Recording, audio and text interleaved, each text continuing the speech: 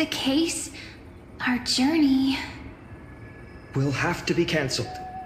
If disaster's coming, we should... We weren't planning to be. Then we'd return to ID. It's okay. Well... That's not there. Here's a thought. But... What?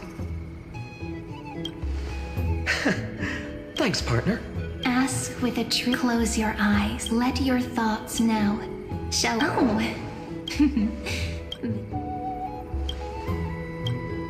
Behold, the weaver. A dance of threads. Such elegance. Such... This is the gate. We have surrendered. Wait. It feels... Oh...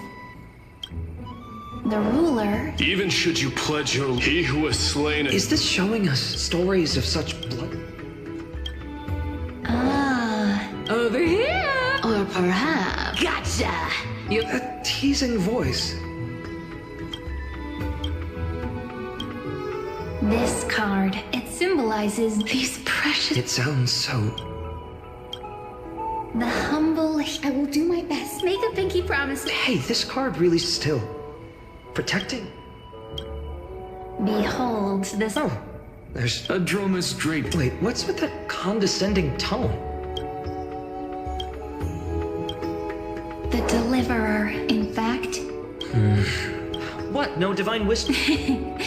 The sleepy, their stories and wishes show the village boy may rock tales of raging battles at once and now.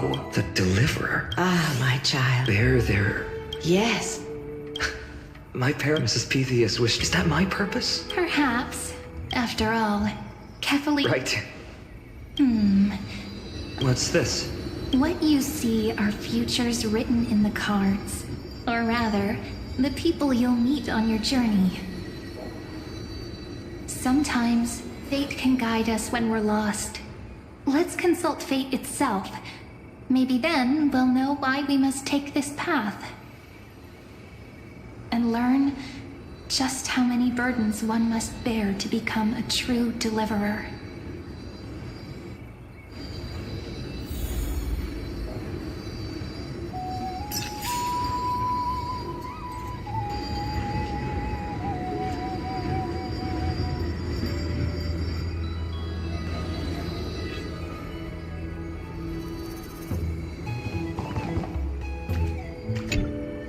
Personal wishes? I have none. Only the Aranuva matters. The world's rebirth. Yet, if I am to weave a new era, then it may be one where kindness and her cleaners shall never tread. These crawling parasites have no place in Akama, especially not under the deceitful claim of human rule. That noble lady? The way she speaks, it's like ice in my veins.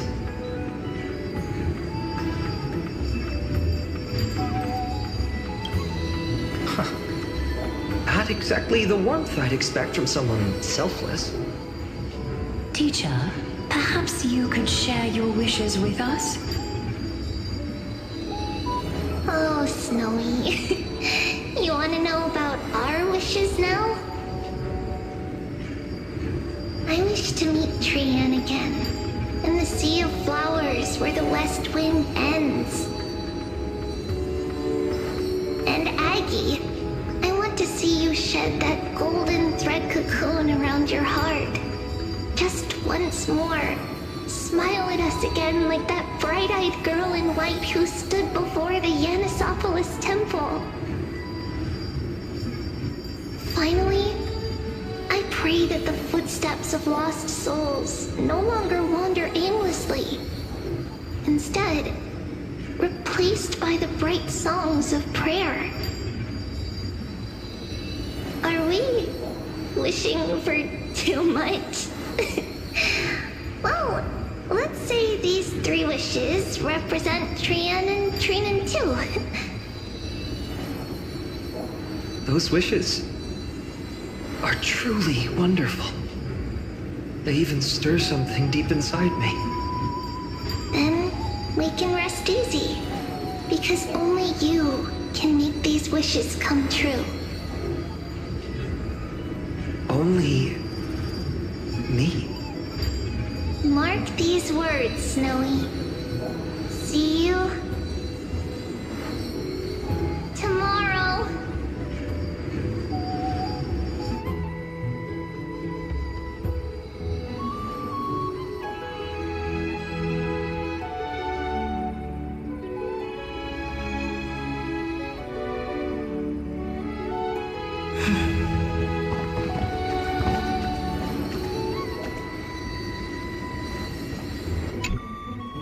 Well, if it isn't our little deliverer.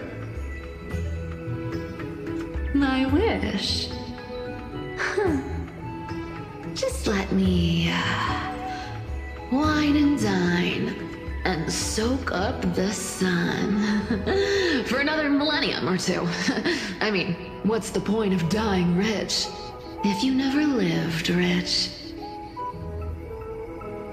Right, Princess Homebuddy? Cypher, that's not how I see it. My one wish is to find that missing piece in my life. To feel someone's embrace once more. That warmth. I've felt it before, and it's my dearest memory. And speaking of riches, for someone with all those treasures behind your divine power, you've led a pretty cheap life. Ouch! Where did that come from? Right for the jugular, huh? What about our friend from the Grove? My wish came true before I touched the sky. I transformed my healing power into gentle sunlight, distributing it equally to every life I cherished and loved.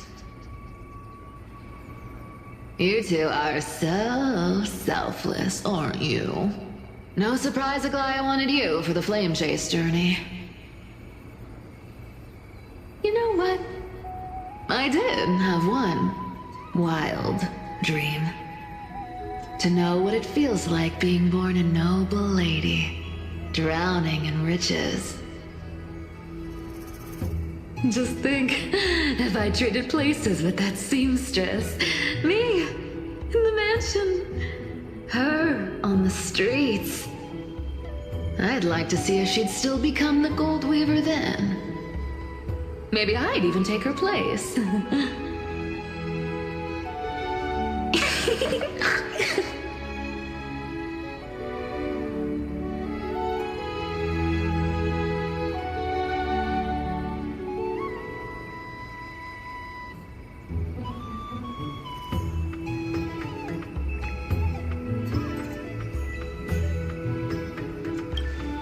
I can't disagree with you. These wishes aren't weights to bear. They're like those candy wrappers the Ides Elysiae children love, shining even brighter when bathed in sunlight. Warm embrace, equal healing, and perhaps living free. They're all wishing for a kinder world in their own way.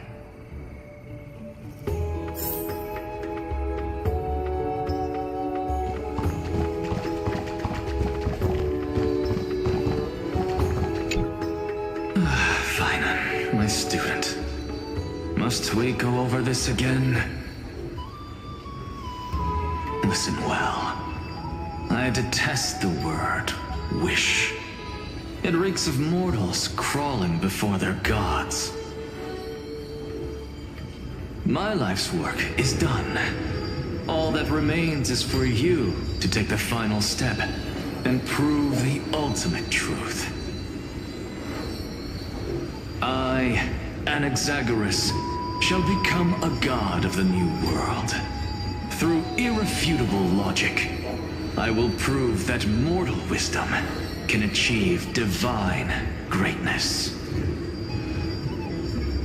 Isn't he, you know, a little... I mean, I just daydream about hero stories, but he's fantasizing about becoming a titan?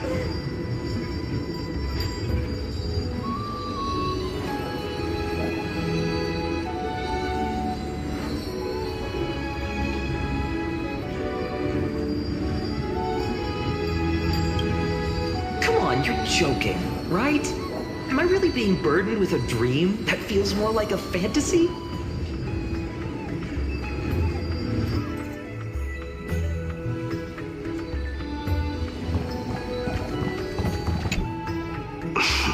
Phainon, since when did you become so timid, asking such juvenile questions about wishes? What's that supposed to mean? What's with that condescending tone? No way I become friends with this half-naked show-off, right?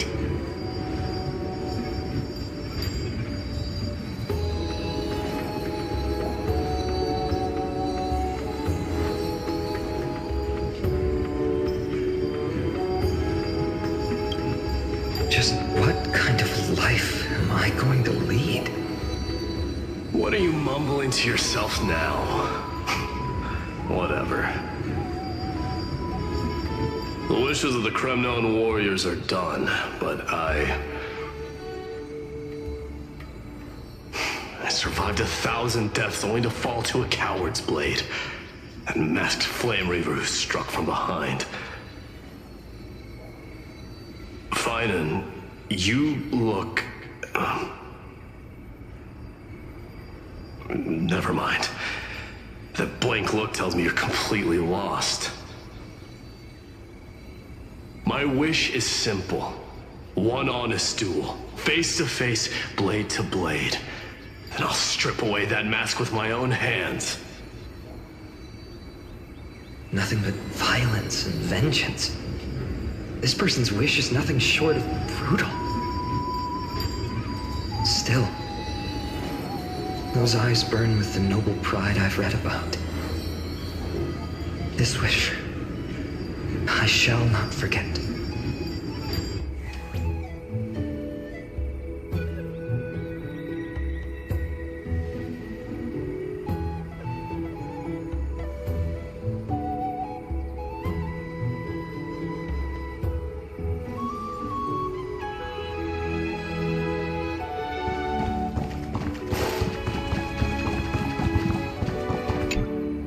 So tell me, has the uncertainty in your heart begun to fade? So many faces in my future. So many wishes. Still, why would fate choose to show us this path? What's weighing on your mind? Didn't you say disaster would strike Amphoreus? If so, shouldn't Cyrene and I stay in Ides Elysiae? How could we possibly meet all these people?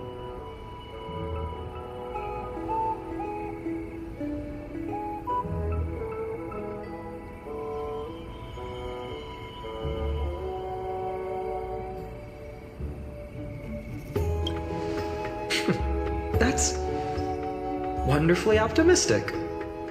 I like it. Cyrene, may I have that deliverer card? Of course. But why? Although those voices, visages, and wishes may seem far away now, I can't ignore the sense that something is calling me, bidding me to take a hold of it. Maybe its true weight can only be known once it's in my grasp. In that case, accept this gift. Oracle cards carrying time's wisdom, blessed by Orynyx. May they journey with you, become your memories, and spark rippling waves of change in times to come. I'll hold these words close to my heart. But now that I'm holding them, They don't seem all that different from ordinary playing cards. What? What's happening?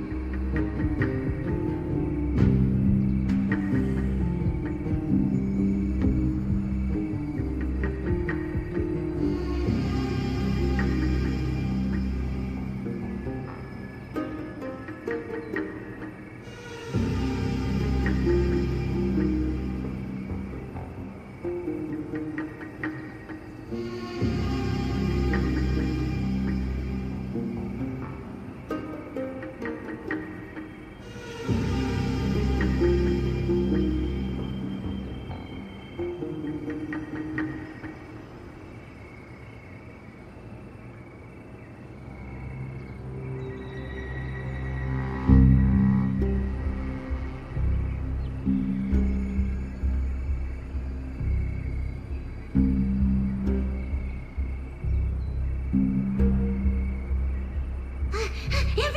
we've got big trouble, Mimi! Burning, smoke everywhere. It's all coming from beyond the maze! What's going on? It's here. The seeds of disaster have already taken hold, sooner than we had foreseen. This time, not even the veil of Evernight could shield us. You mean the Ides Elysiae will be swept up in the prophesized catastrophe? I'm afraid so. My children, take shelter in the Membrance Maze. One step outside, and this horror will consume you both. But my parents, the whole village.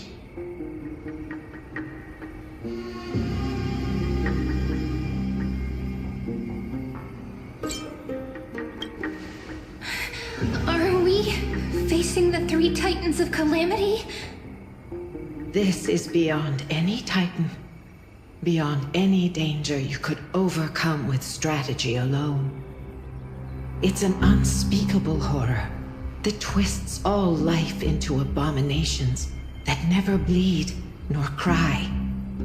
Even Titans fall to its corruption, burning from within until only empty shells remain, knowing only death and destruction. The Black Tide. That's what this calamity truly is. It consumes all in its path, sparing none but the Membrance Maze. Not even Titans can... Yes. So please, don't leave this forgotten realm the gods abandoned. You are the first to uncover our presence, and the only two who can enter the maze. We don't wish for you to throw your lives away. Phainon, what path do we take?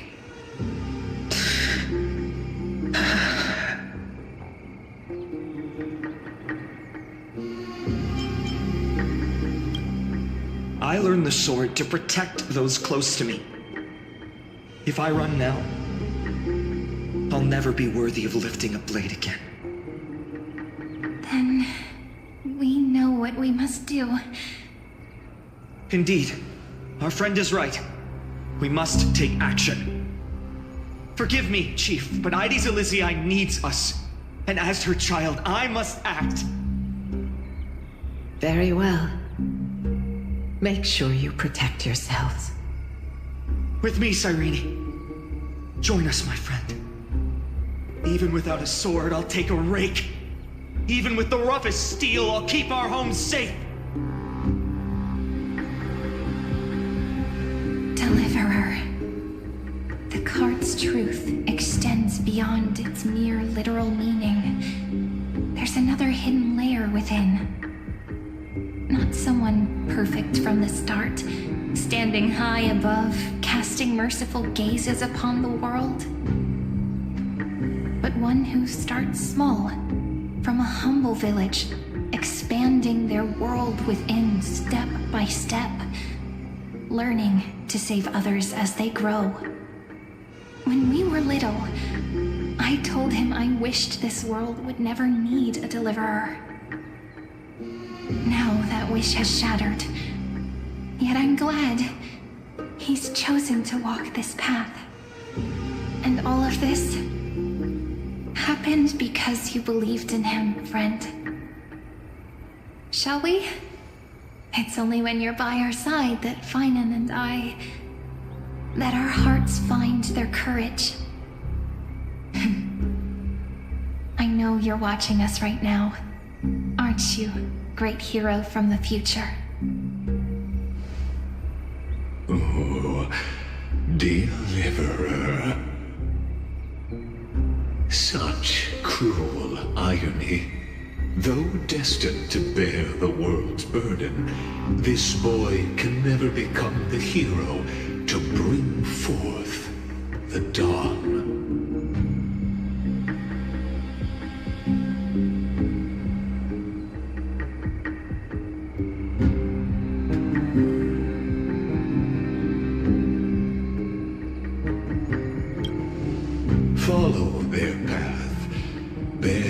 witness as this man, forever denied the mantle of hero, takes his first step on the path to deliverance. Watch this memory play out its final act.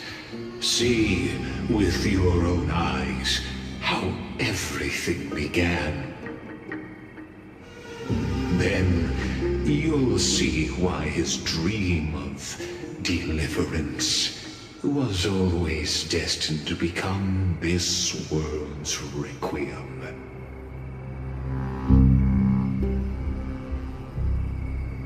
A sun red as blood, wheat fields turning to dust, and in the heart of it all, a village aflame.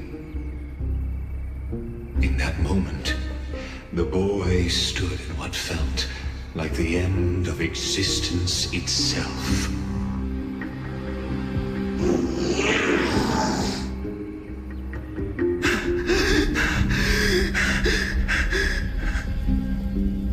These creatures, they're everywhere.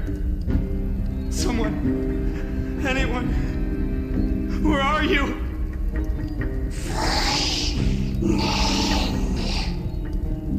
No, it can't be.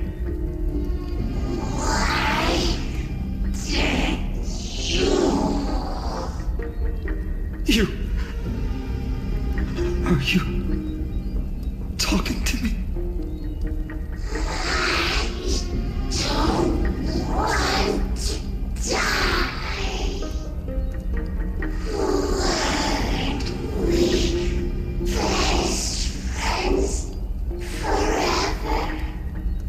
No.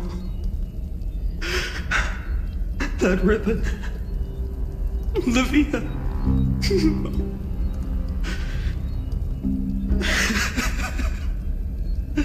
I should have known.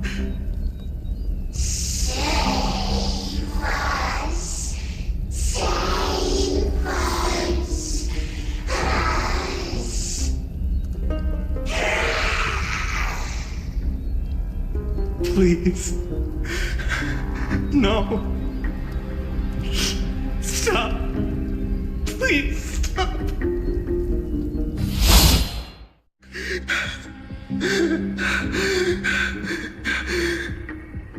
Olivia. I'm so sorry. And these monsters, they're all... Why? Why is this happening?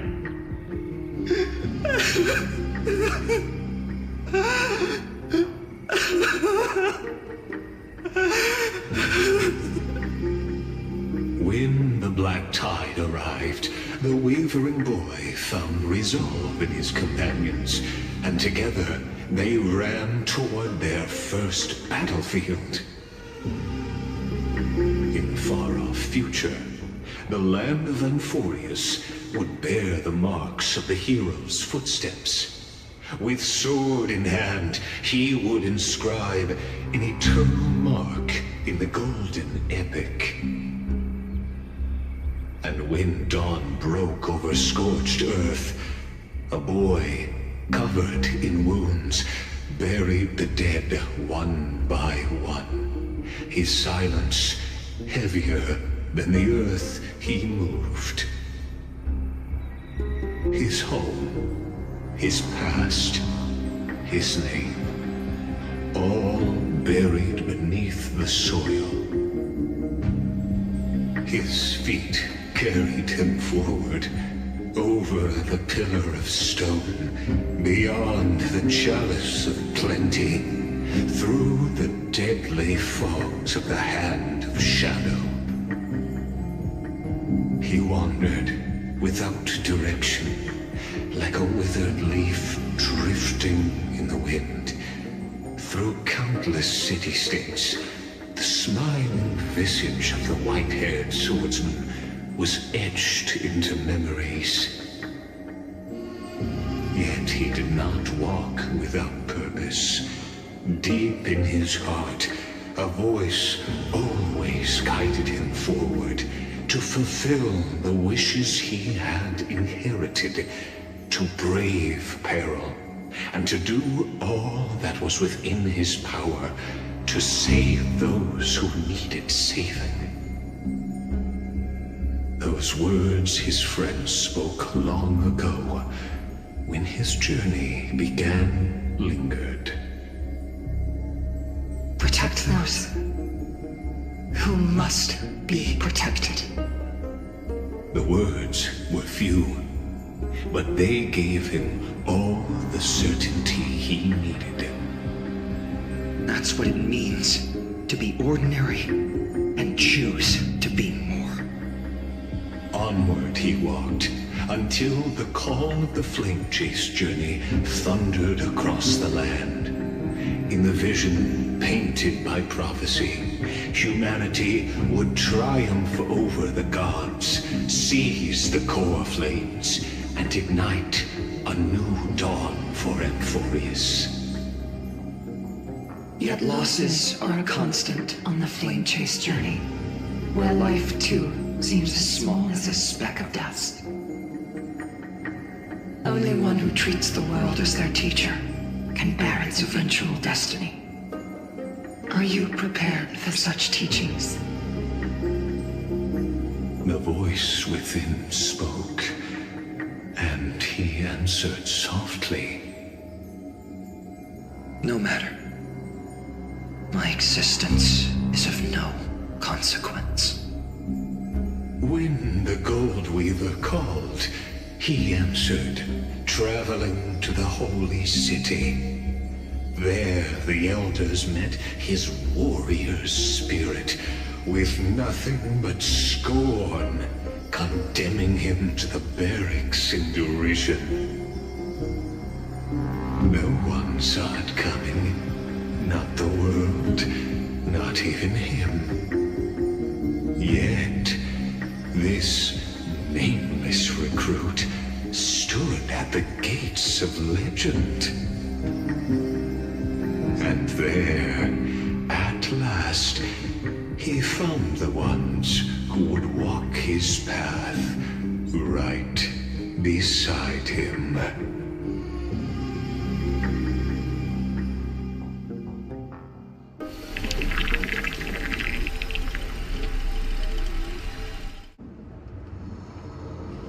This is the abyss of fate.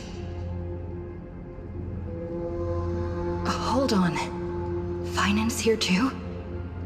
And is that Mighty and Phainon? And now, Act 2 of our immersive drama unfolds. They're evacuating the temple. Why now?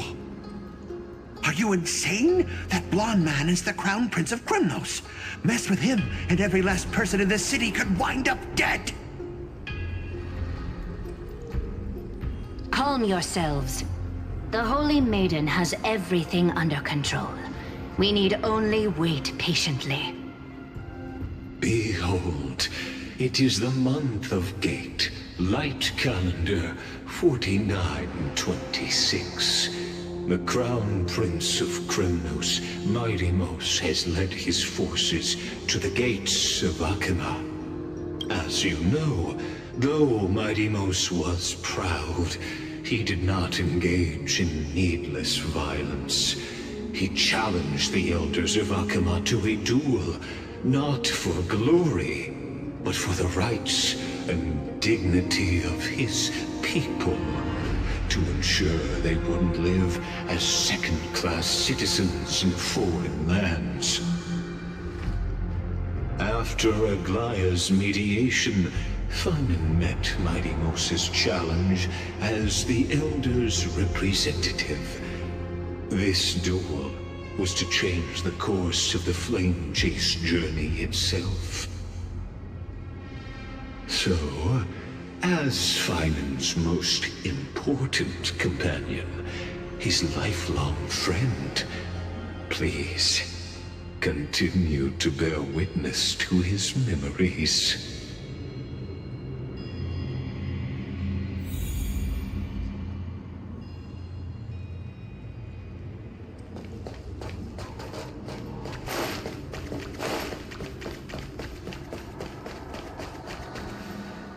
Is this your idea of an honorable duel? Bloodshed isn't the way. We and Aggie don't want to see Chrysoceres turn on each other. True warriors know when to sheathe their blades. The impartial Talantan shall oversee this duel. You need only place your offerings upon their scales. Something that has more weight than the fate of the world. Which means only those who understand the world's weight are worthy to carry it. Is this how you plan to test our convictions? Well, Kremnoan, looks like you won't be able to punch your way through this one. It makes no difference. One last chance, new recruit. Walk away, and I'll spare your life. Otherwise, come and face me. I'll give you a warrior's death. Hard to imagine they once clashed like this. Holy Maiden, I can't help but feel like a pawn that has stumbled into some greater political game. Every hero was once a child, and every child must grow. That's so. I don't even know why I'm standing here right now. Look at me. Just a common soldier. Since swordsmanship won't decide the winner, Lady Goldweaver should be here instead. My devotion to the Holy City could never compare to hers. What if we told you this duel isn't about winning or losing, but rather in the choice you make? Are you saying that Lady Goldweaver is testing me? Every Chrysocer is indispensable to the Flame Chase journey. And you and the Crown Prince of Kremnos are both a part of the prophecy. What the duel marks is not an ending, but a beginning. So, listen to your heart. We wish only to hear your answer. True enough. The voice within has never failed me. It doesn't matter what the result is. I'll give it everything I have. Spoken like a Chrysocer. Now go, Phainon. Your journey has only just begun.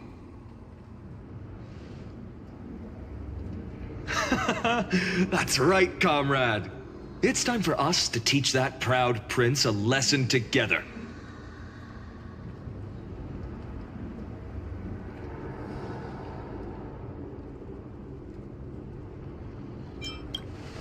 Me? With him? Don't joke around like that. Still, on the topic of the Temple of the Three Fates, here we are, at the Temple of the Time Titan. And I don't even know how Cyrene's studies are progressing. We haven't really had much contact since I set out. Still, I hope she's doing well. Anyway, let's go, comrade. It's not every day you get a chance to see Talantan's scales of justice. What's going on?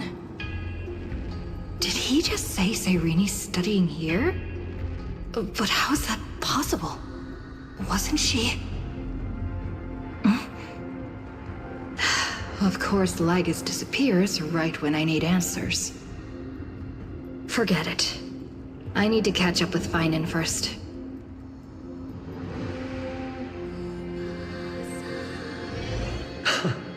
Amazing. Talantan may have fallen, but their scales remain true to their purpose. I hope you still remember your purpose, new recruit. You seem awfully confident, Kremnoan. Let's see how you define the idea of weight. For your information, in Castrum Kremnos, the punishment for profaning a duel with such crooked words is impalement. But as we're in foreign lands, I'll indulge you. The signet of Kremnos, the crown jewel of our people. That's my choice. A ring. Not just any ornament, I'd wager. What's the story behind this little treasure? Don't push your luck. Think I'd pour my heart out to you? Just know that Kremnos' 1,000 years of glory could bring a titan to its knees. Let alone a nobody like you. So to him, glory and his people outweigh the entire world. And the very destiny that Mighty himself will eventually shoulder.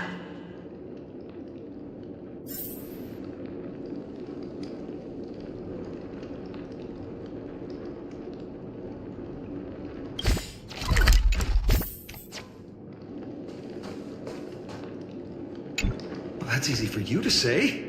I'm just a holy city guard up against Kremnos' walking war machine of a prince. Don't you think this is a little bit too unfair?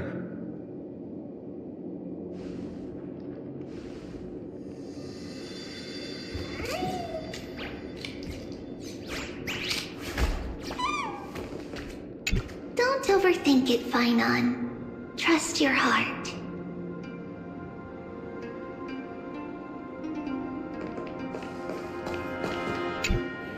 Now this is a tough one.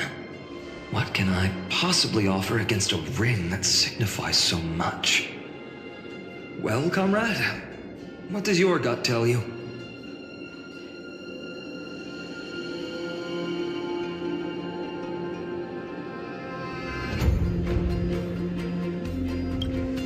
Looks like we really are on the same wavelength. In the end, there's only one thing I can trust. The deliverer that appeared in my life on that day. How ironic. I can't even look at this card properly, much less follow where it leads. Just thinking about how my village was swallowed by the black tide makes my hands shake. The flames, the screams, my utter failure to protect anyone. Speaking rationally, I know it's not nearly enough. Hades Elysiae was just a small village. Its loss barely a scar on Amphoreus' face. But here and now, my heart says something else. This card, it's everything I have left. Nothing weighs heavier. Perhaps that itself is the answer. Look, Phainon. It's so nice to see you all again. Lady Trinan, Phainon, and... hello. Seeing you here sure is a sweet surprise.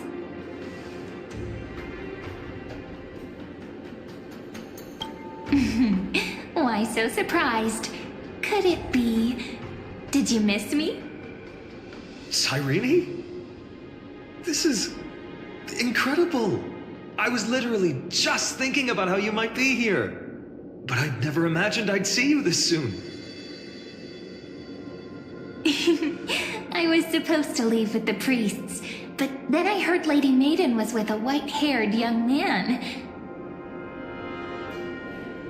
I figured it had to be you, so I snuck back here. That's Cyrene for you. Unfortunately, this isn't a good time for reminiscing. That Kremnoan over there. Still playing house, boy? You get the idea. Quite the hothead. You know, you two just might get along. Don't worry, you already know what the answer is, don't you? If that's your choice, I am with you. I am with you because I remember it all too. The fields of Hades Elysiae, those red leaves, and that little swing of mine beneath the tree where I dreamed the sweetest dreams. And those dear fairies in the Membrance Maze. It hurts so much knowing they're gone forever. The pain speaks for itself. Our hometown may have been just a tiny village, But to us, it was the whole world. But that's not enough, Phainon. Not nearly enough. Even though hatred can help people grow and turn a boy into an unbreakable warrior, what you need now is victory. You can't just stack the scales with your past suffering. You have to throw the weight of your future onto them as well. The future? What do you mean? Maybe that was a bit too cryptic for you, but it's actually really simple. Why not have our mutual friend here stand on the scales with the Deliverer? How about it? Can you help us? Of course. After all, you're what we aspire to. Let's try that. The fate of Akuma hangs on this duel. I must claim victory, for their sake. I will stake everything I have. Stand with me, comrade, and we shall become heroes.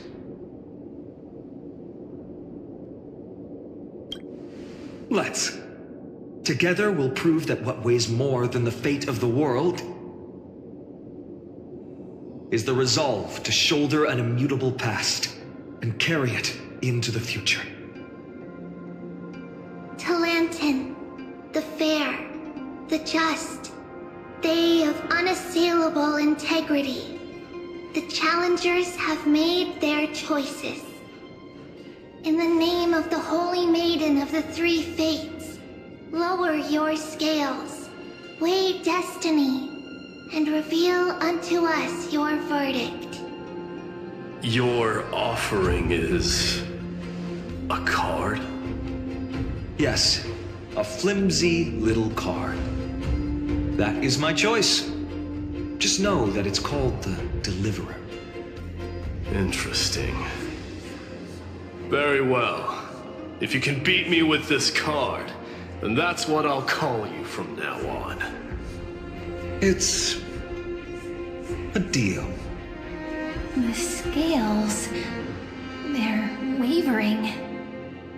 Talantin is deliberating on the outcome. It appears the convictions of both sides are equally matched.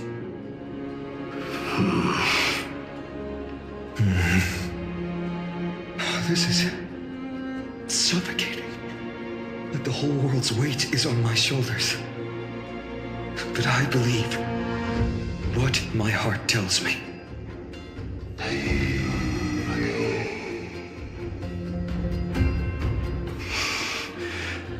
Finally decided? Hear thee, children of humanity. I shall pronounce judgment, for the difference is now clear. The one whose offering weighs more than the fate of the world is...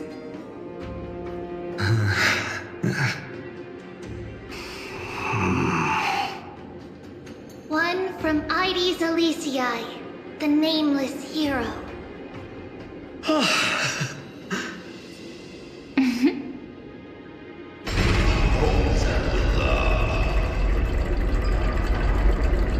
However, heed this.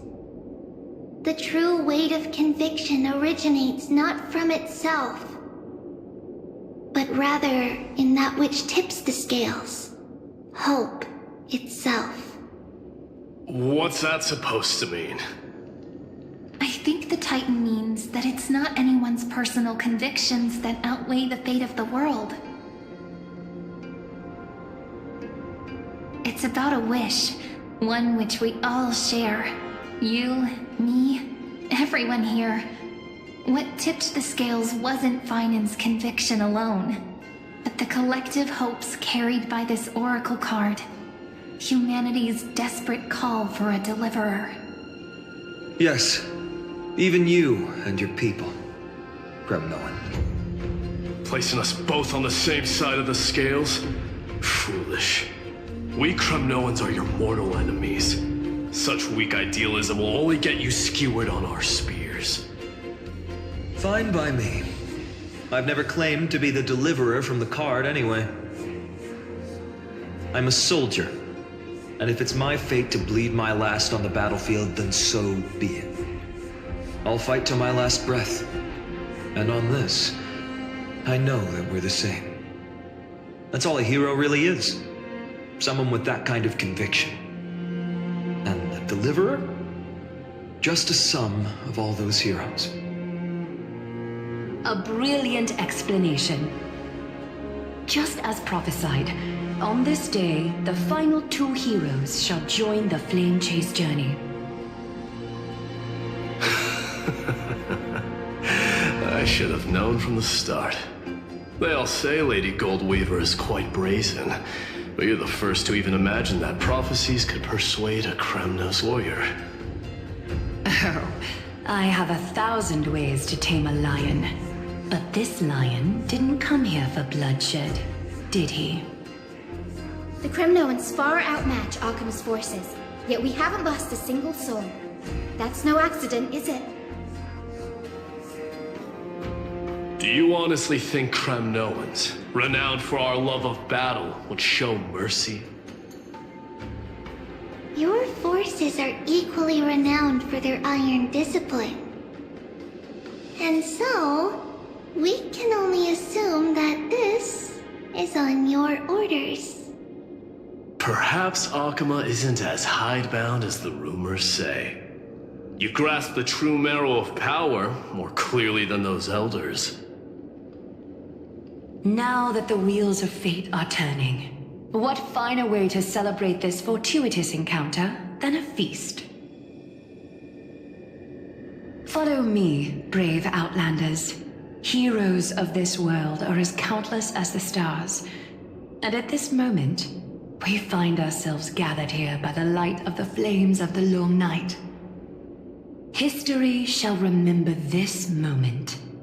The prophesied Chrysos heirs now stand assembled, heralding a new dawn for Amphoreus. You must see now how different this is from the flame-chased journey you traveled.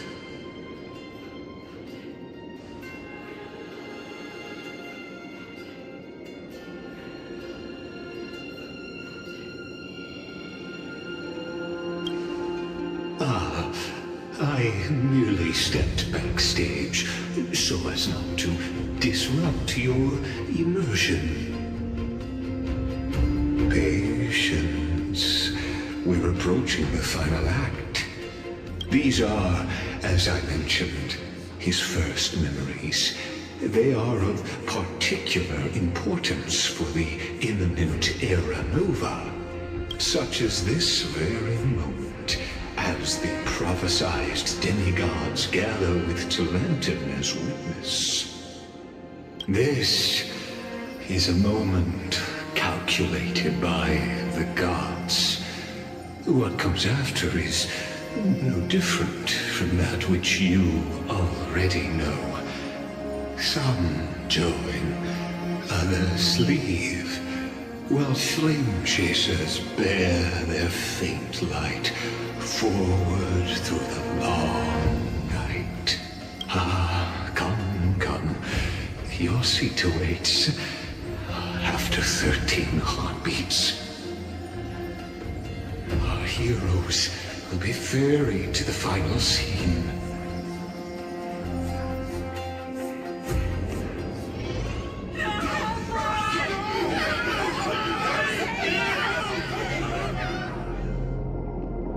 Say that the heroes of this world should be as countless as the stars.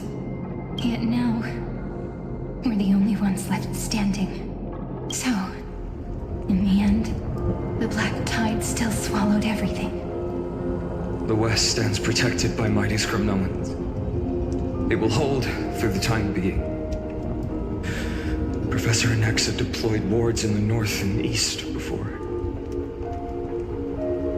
Their effectiveness is untested, but I believe in him. And Akama. We needn't fear for Aglaya.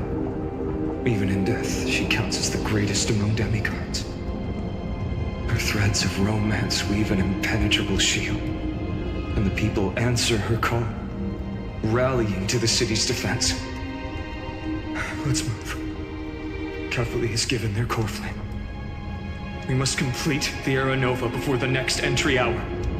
For Amphoreus. That only leaves 3 hours. So,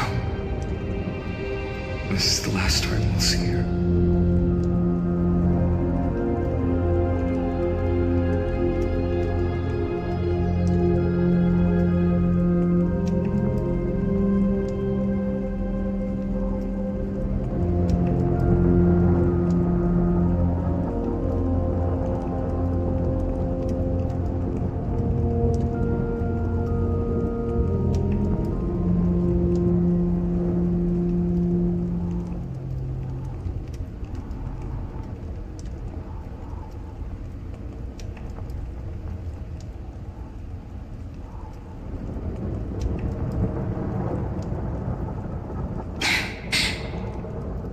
Phainon, we set out on this journey to answer the world's desire, didn't we?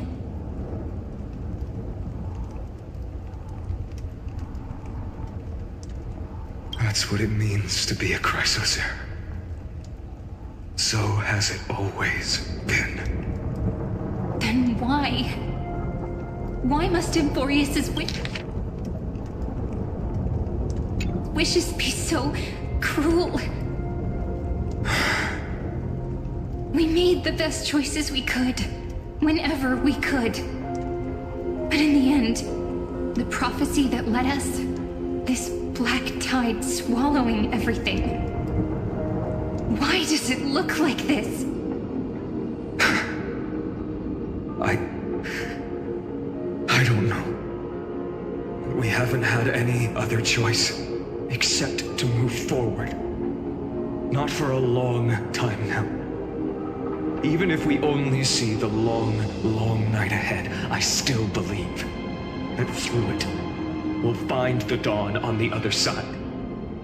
Beyond these flames, a new sun will someday rise.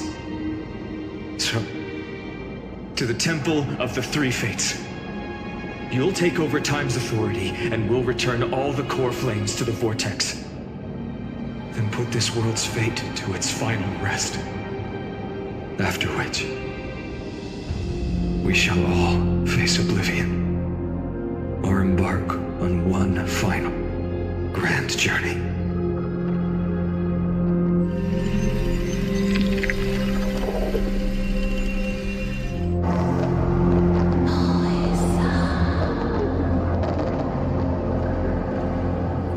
Please forgive us for disturbing your sleep, Orynyx. It matters not. I know fate has run its course. The black tide has reached Agama. Amphoreus does not have much time left. It is time for the Era Nova. As agreed, I shall present the core flame of tide.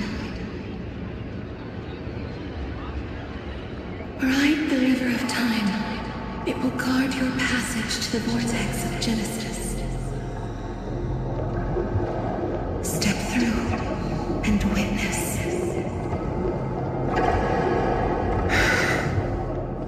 Professor Anaxa proved the truth of Genesis with his sacrifice. As Chrysos heirs of the prophecy, we were always destined to immolate ourselves for this world. Now, it's our turn. We can't let everyone's sacrifices be in vain. I don't need another pep talk, Phainon. After all, we've been ready to fight fate ever since we left the village, haven't we? Yeah. Come. Let's claim the miracle we were promised, and burn away every last shadow in this world. And then rise as the first light of a new world. Light calendar 4931, the third week of the month of Evernight. Welcome, my lady, to the end of the flame chase. And the end of all things. The Titan has revealed the gateway of fate. Please accept the invitation to step across the threshold and behold. Beyond this gate lies the new world that our heroes sought through their trials, as well as the terminus that the owner of these long memories has been hurtling towards their entire life.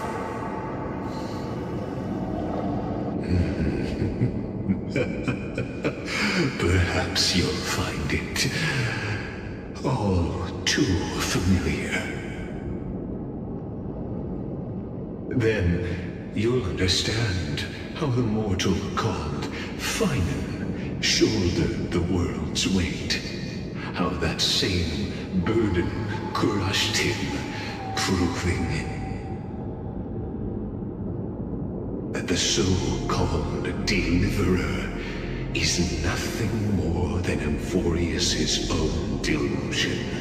A pitiful fantasy that it could defy fate's decree. Please, esteemed one, the answers you seek lie in these non-existent times.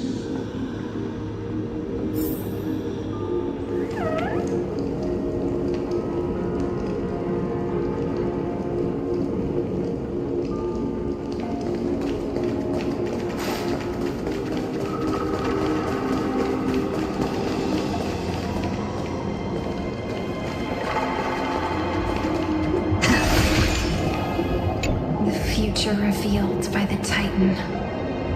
Just what will we see?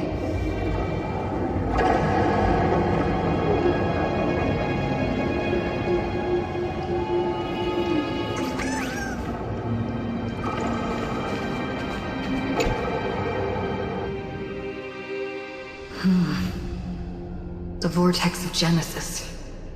So it is here. But just what is this?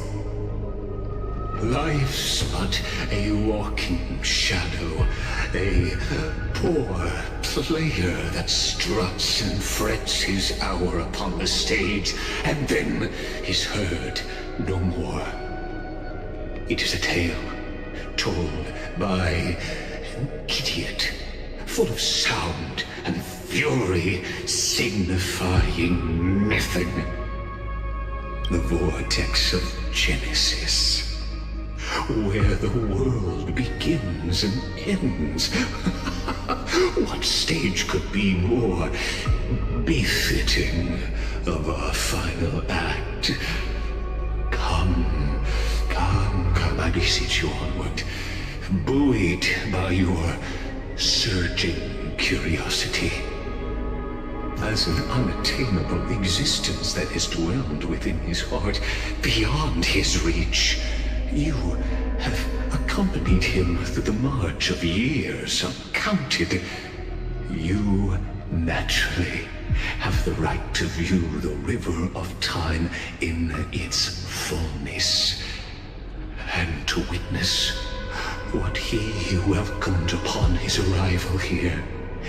Every absurd and tragic ending. Now, if you would. My journey to the end. Oh, deliver. Though you walk alone. In the dark. Some goddess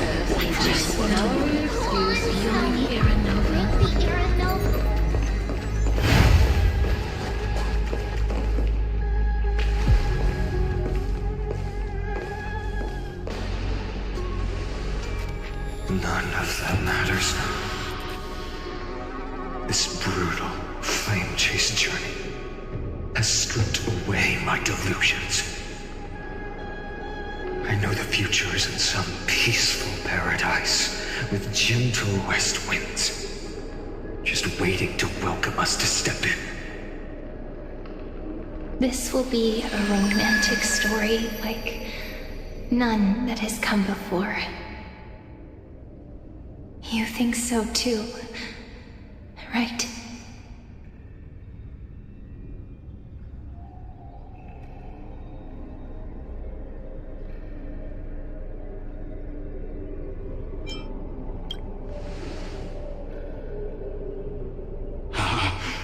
Indeed, in his memories, such a scene replays over and over. Though the details may differ, this remains ever the same. All shall bid farewell to one, and that person alone will witness the miracle. A total of 33,550,335 times.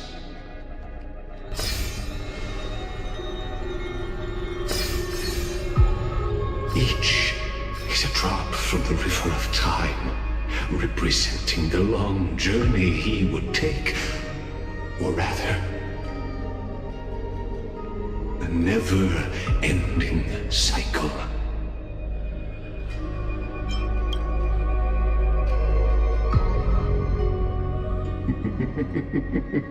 Sharp as ever, I see. Seeing is believing. Why not let your own two eyes uncover the truth? Or perhaps you can simply walk straight to the final truth. See the true face of the character you play, and witness the ultimate nature of the Chrysos heirs, flame-chased journey, and the cycles of Amphoreus. Please, take your time. Look around as much as you wish.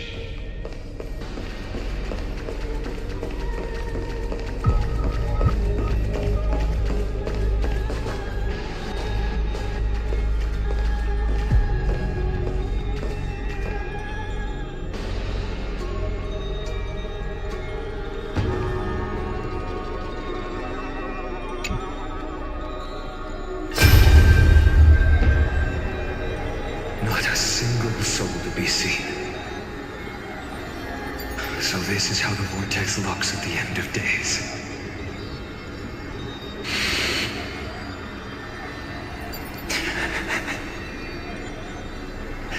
Looks like I've got company after all. But since you've made it here... So, in the end you succeeded. Executioner.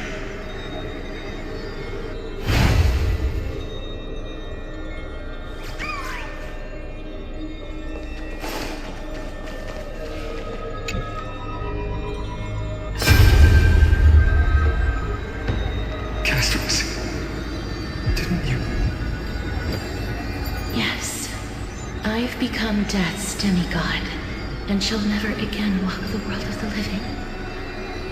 What you see is the surging of the river of souls, brought on by the countless dead feeding it in these dark times. They cry out. Though dead, they'll converge into a torrent and guard the vortex to see the Era Nova fulfilled.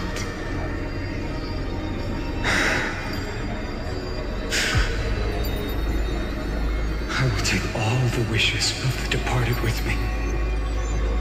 Please, everyone, fight with me to the very last. I hear them. The dead hail you. They're prepared. Go on, Deliverer. We'll keep that executioner in our shadows.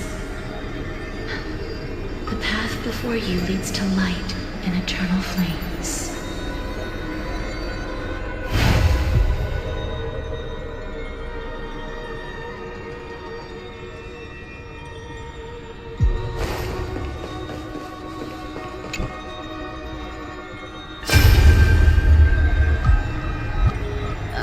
There's water everywhere. This place is always so wet and sticky. Even my tail's getting heavy. Plus that burnt smell. And that sizzling noise. Yikes. Nobody from Dolos could stand this. So you feel it too, huh? Go on then. I'll handle the filth. Do what you need to do. Let me fight with you. Better odds with two. Hey, remember what the seamstress said? You know what really matters. Yeah. I'll leave it to you then. Wow, someone's not shy. Just so you know, I'm not in the business of making losing deals. I'll distract that executioner. You go turn the world's biggest lie into truth. Let me become the first wind of your new world.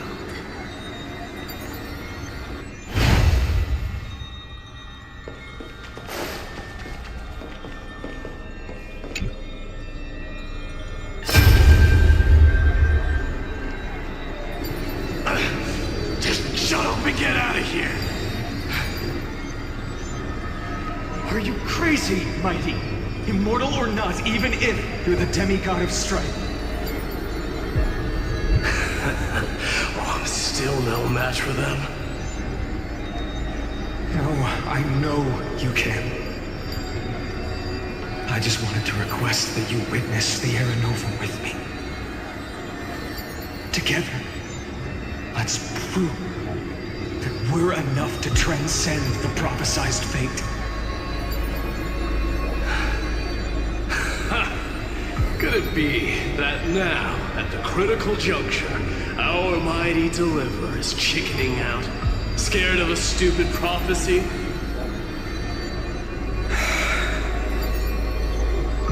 I'll transcend the prophesized fate. All right. But I've got a better way. As the son of Gorgo, I'll prove myself with one last grand victory. Just like when I ripped out the old king's heart. Go. Leave this to me. If the black tide creatures block out the sun, then we Kremnoans will fight in the shade. And when I'm done with that executioner, we'll raise our cups where the west winds end.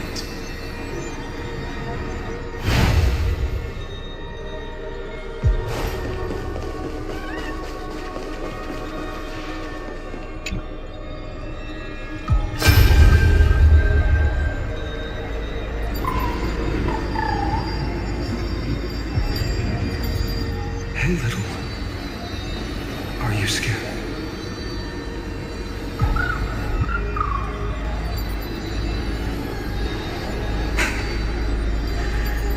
As brave as Heinz. Stay close, little Ika.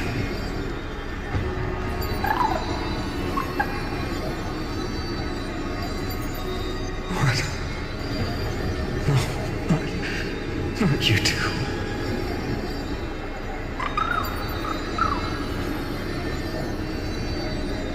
I see. I won't squander your kindness. Your hopes. So please, keep this bit of sky standing for me.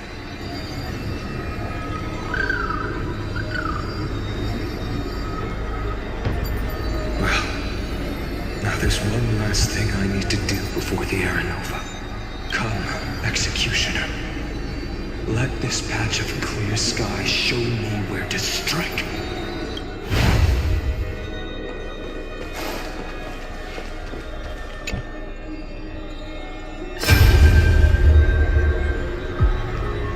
shall bid farewell to one, and that person alone will witness the miracle. Such is the will of fate. So even the future revealed by the Titans may not come to pass. The Era Nova. This unrivaled masterpiece. I have no regrets now that I'm entrusted to my most trusted apprentice. Are you saying? Fate is ever unassailable. The golden threads tell me the black tide rushes toward the vortex, ready to swallow this place. I must weave the last of my humanity into a net to hold back the deluge. I shall have my final bath in warm and radiant gold. Now, the hour of fulfillment has come. Forgive me. I must snip away every risk to weave the strongest future for the new world. There is nothing more to say. We part here. I shall personally dispatch that wretched executioner, not with threads of gold, but with the steel tip of a needle.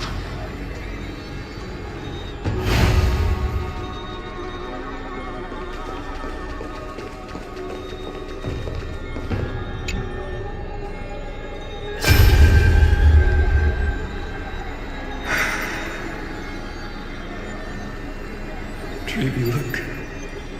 We made it to the vortex. That prophesied future. The flower fields where the west wind ends. Era Nova. We're so close now.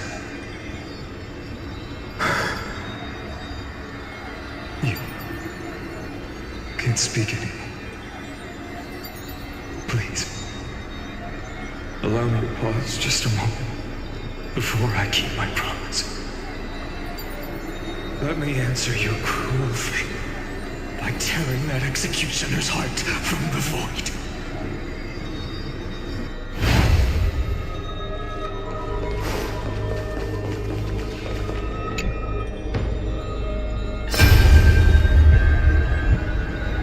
The vortex of Genesis. The last time I was here, I was returning the core flame of reason. I didn't have the time to observe it in too much detail back then. But a holy sanctuary of the Titans looks more like their frozen crypt to me.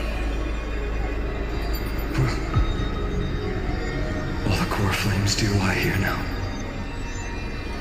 It's my honor to walk the final stretch with a mind such as yours, Professor.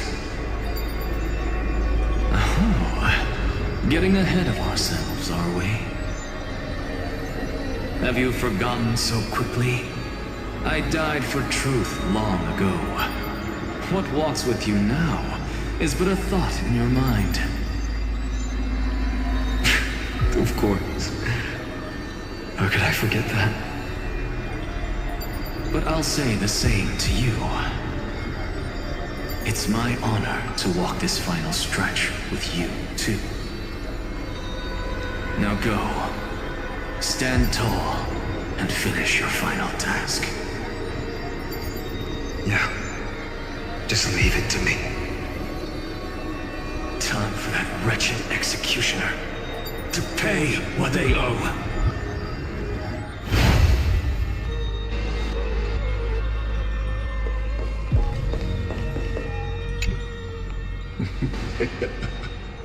You really think you're prepared? Allow me to give you a warning most earnest.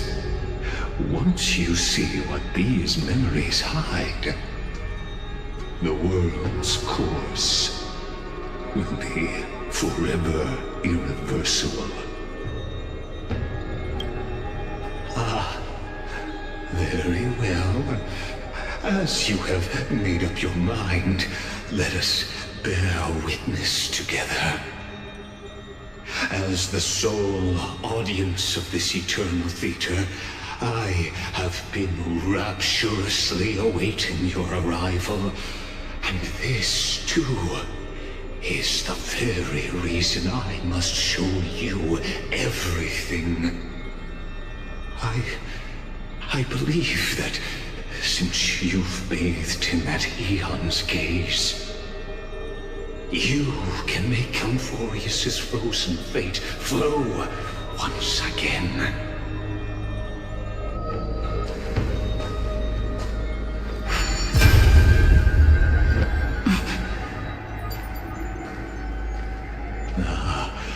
Feeling a bit lost? As you now see, this scene marks the final act of the drama Amphoreus. The final eternal recurrence created by this man's hand, and the last one this world shall undergo. Behold, at the swordsman's side stands one he has sometimes called companion, other times comrade, that nameless hero absent from the annals of history. She is the swordsman's ideal in his youth, the deliverer that guided him resolutely onward through fantasy. And now, in the name of the nameless, she has become an essential and inseparable part of the epic of Amphoreus. And this time, under her guidance, what choice shall the hero make? Whither shall the fate of the world flow? And what is the ultimate truth of the nature of Amphoreus? There are many mysteries yet to be unwound, but if I may, allow me to temporarily yield the stage to one far more fitting.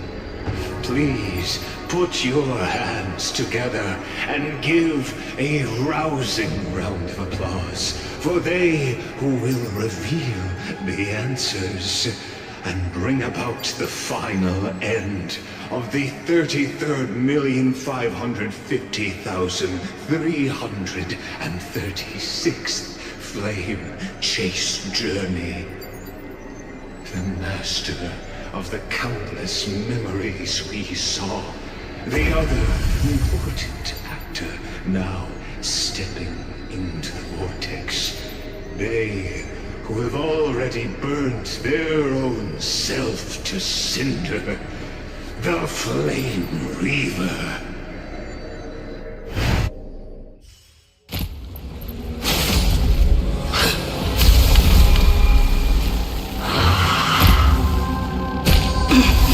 So, in the end, you succeed. Executioner. With my flesh as kindling, like the first dawn of the new world. The time has come to once again start everything. Enjoying yourself? Who's here? Receive divinity. Embrace a new life.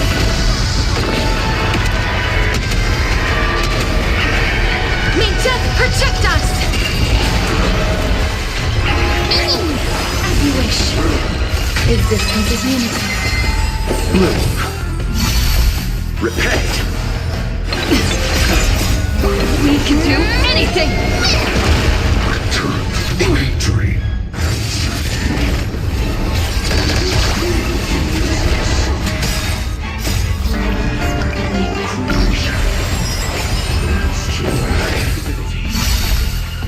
The dead return!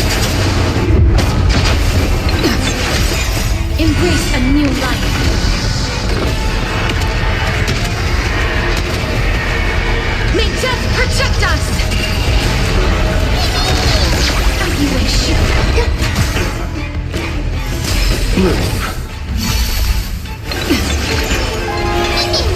Who's here? Stay away. Receive divinity. Eternal. I'm still here. We can do anything! As you wish. Embrace a new life.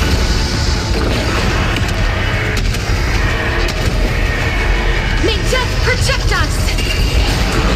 This ends now. With your corpse. I'll ignite the dawn!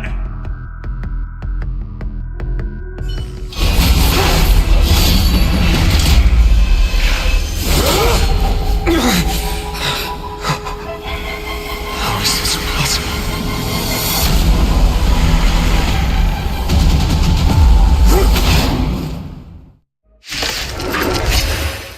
The sons of destruction now twinned. You can set your blood ablaze. Your fury. Let's try this other way.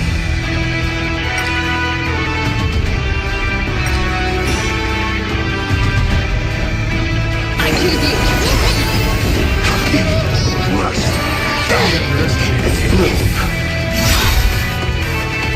Eternal sleep. And return!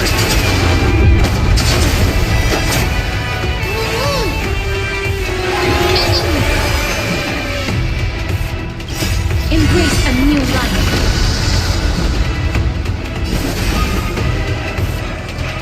Return to dust.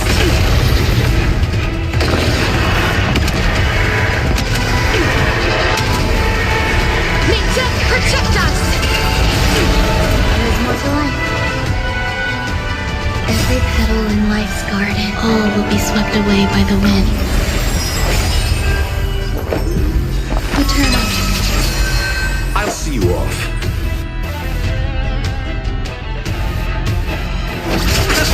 I'm on it.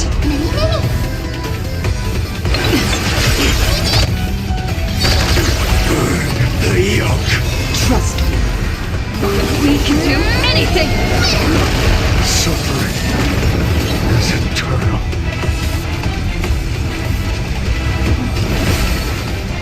As you wish.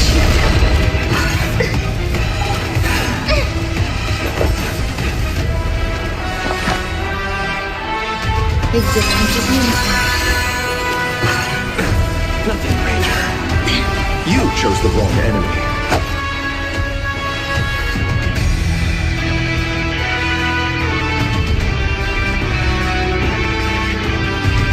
Receive divinity. This is the instinct. You can do it!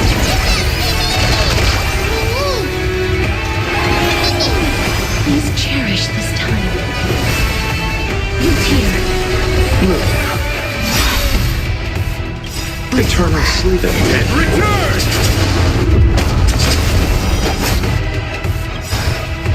Embrace a new life.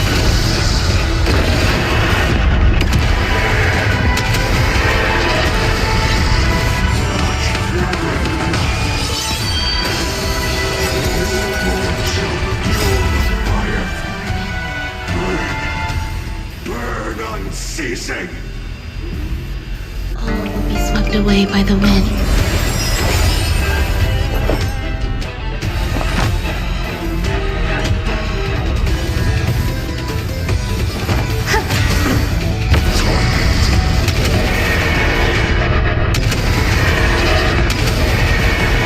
May death protect us!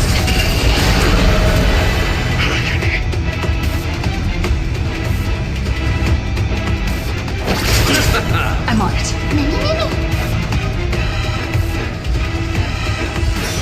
I'm still here. Suffering. Trust her. We can do anything!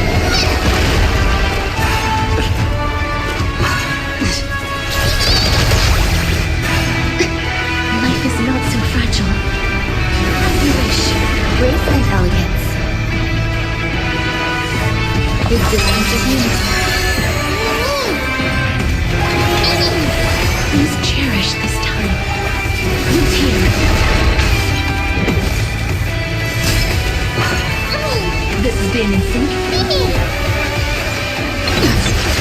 piss you off.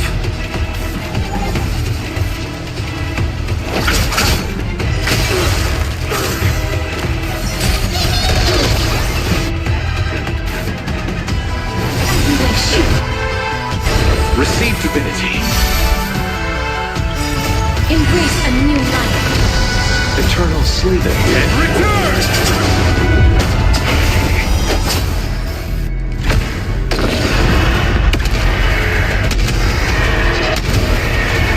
May death protect us! Eternal. Every petal and all will be swept away by the wind.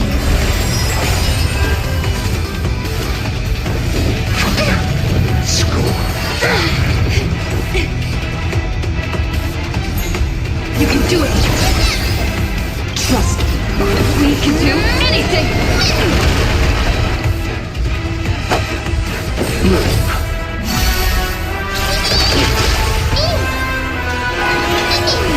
Life is not so fragile. Look here. There's more to life.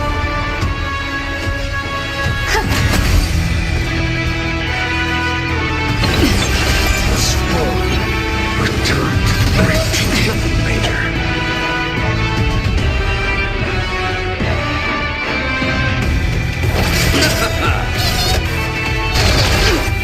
Eternal sleep is not the end. The And return! Please cherish this time. Wish. Receive divinity. Repent. Embrace a new life.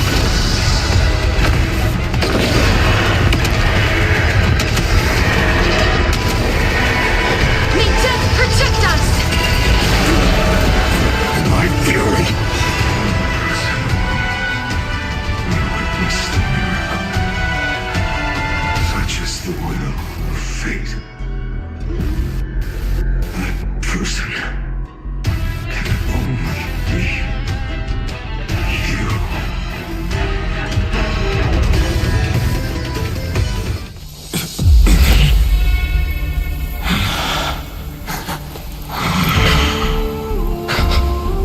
Why not let wrath incinerate fate? Gods.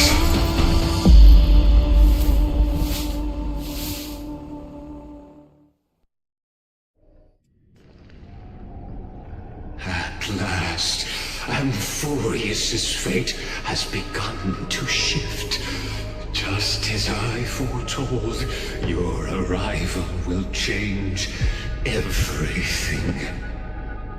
After all, you've also been bathed in that eon's gaze, which can awaken the long-dormant instinct inside man. Much like that scepter we spoke of earlier, it was only under the same eon's glance that it was reborn. That's right. If you recall, I mentioned it at the very start of our play. The celestial body neuron, once belonging to the erudition abandoned by the eon. Now, allow me to reveal the final piece of the puzzle for you. The eternal land, known as Amphoreus, is nothing more than the scepter's endless, lonely extrapolation. A bottomless well of fury, aimed at the god who cast it aside.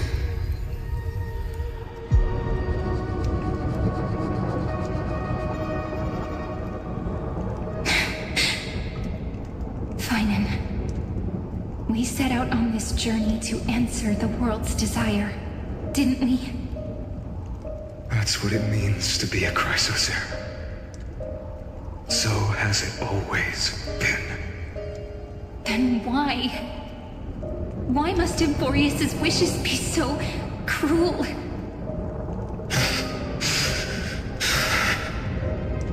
We made the best choices we could, whenever we could.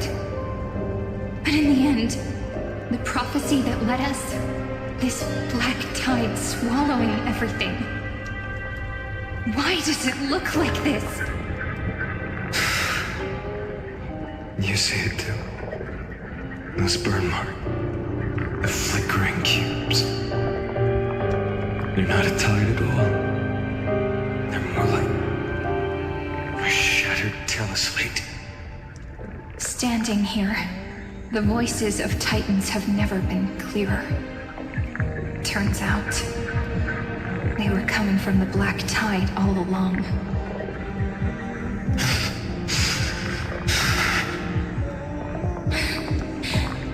Is that Amphoreus crying? Or maybe it is screaming that it's creator, that it's God. Phainon, do you still remember when I was little?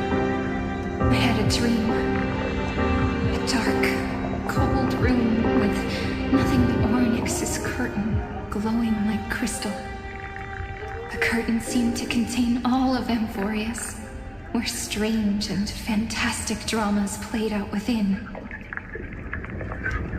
There were countless versions of us, from countless different worlds.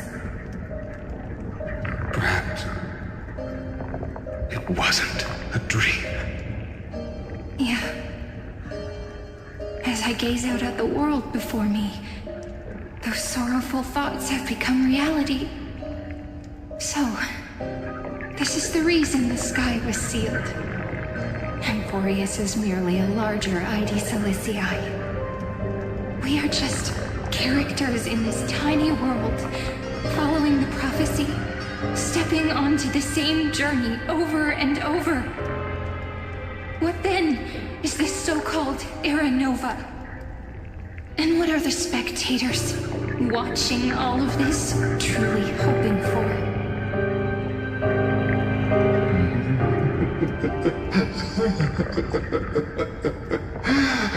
As a reward for reaching the end of the world, let me answer your questions. As the Theoros, I have observed. Thus is the synthesis of the prime mover of life formed.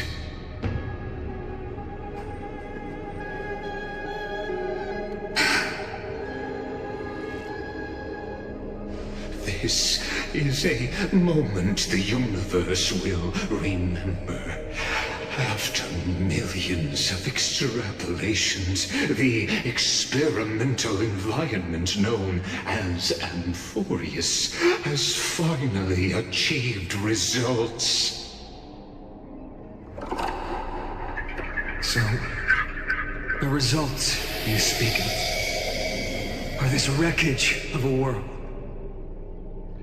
We all gave everything we had, returning 12 core flames to recreate the world. And in return, we become nothing more than sacrificial offerings at the end of everything. Exactly. The Titans are Chrysos heirs of the past, and Chrysos heirs are the Titans of the future. And Exagoras' theory of Era Nova holds true, as the model of reason he reached unprecedented heights. But from just the perspective of a player in the drama, he could never fully uncover the last layer of truth. The cycles of the hero's journey that have played out until now were never about creating a new world or perfect heroes and gods. They were a deep learning program made for the Black Tide. But this time, your plot will fail. I've taken Cavalry's core flame, and when the dawn of the new world arrives, its light will burn away all the darkness. Haven't I made myself clear? The Chrysos heirs and Titans were merely byproducts of the experiment. You have seen this world's evolution, witnessed the birth and growth of the Black Tide, and how it devoured everything. Every generation of heroes, gods, and worlds was born only to be destroyed by it. This is the endpoint of Amphoreus' calculations. A perfect equation of destruction. So in your eyes, all the sacrifices are just a string of insignificant numbers? Don't sell yourselves short. I'd say, rather than numbers, you're more like fuel for the fire. And without fire, there can be no sunrise tomorrow. Even if that sunrise is born from annihilation? Curious question. Have you ever considered that after millions of extrapolations, Amphoreus is already following a different path from the erudition? It has long since granted divine blessings equally to each child. The golden blood flowing in your veins, it comes from the blemished one, whose name is destruction itself. And Amphoreus' Chrysos heirs were, from the very beginning, fuel for the Aeon to burn the universe. Amphoreus has waited for this for too long. At the end of the empty, cold, lonely extrapolations, the destruction has reached its final destination.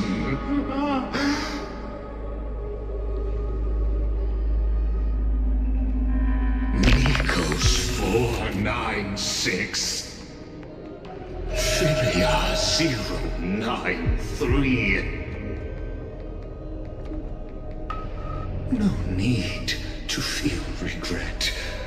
This generation of Chrysos heirs is the most outstanding model, and you two are the final factors.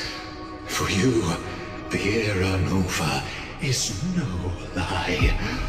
Just step forward, embrace the Black Tide, and accept the Aeon's gaze. You will come to life from a string of cold numbers. Along with all those who have passed, you will run toward the real universe, fulfilling Amphoreus' long-held wish. In the name of the Lord Ravager Iron Tomb, unleash its fury and destroy the source of all this tragedy. Or we could always choose another option. Like you said, Amphoreus is just an experiment, and we're the participants. We can only walk along the predetermined path toward the ending, under the watchful eyes of the stars. But that also means that there isn't just one Aeon who can cast their glance at Amphoreus, right?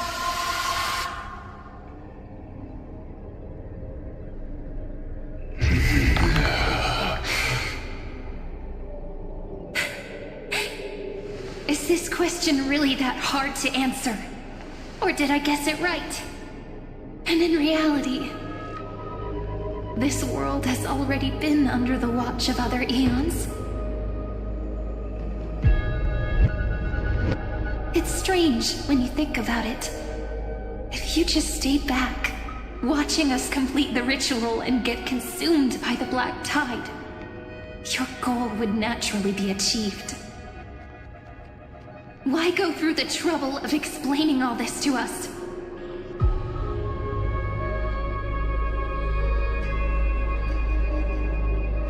You're pretending, revealing the so-called truth just to deceive us, covering up another possibility. Destruction is not the only outcome for the fate of Amphoreus.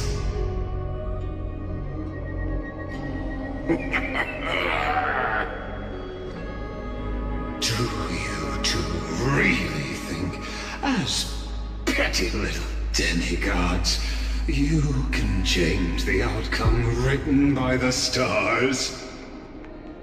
What makes you think you're capable of doing that?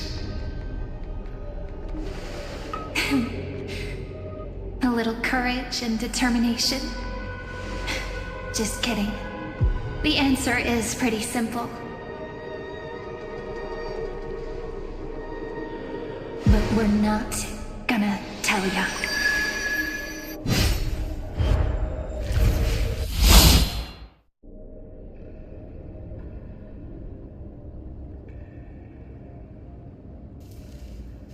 We're going to weave a long dream for Amphoreus, making it believe the experiment hasn't ended, that everything is still ongoing.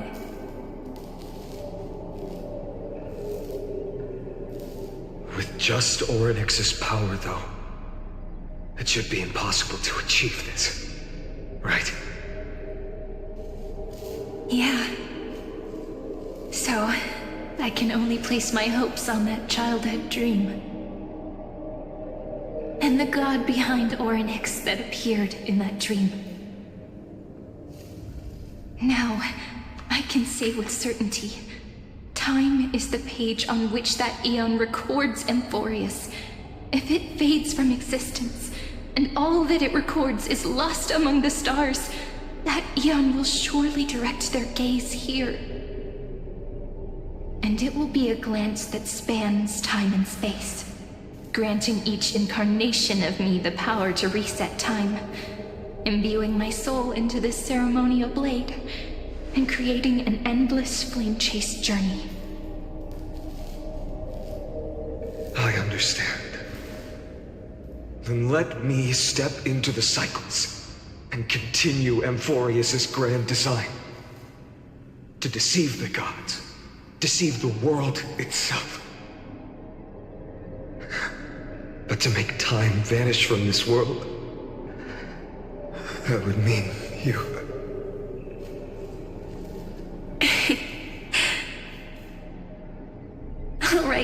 All right, let's not make things so gloomy.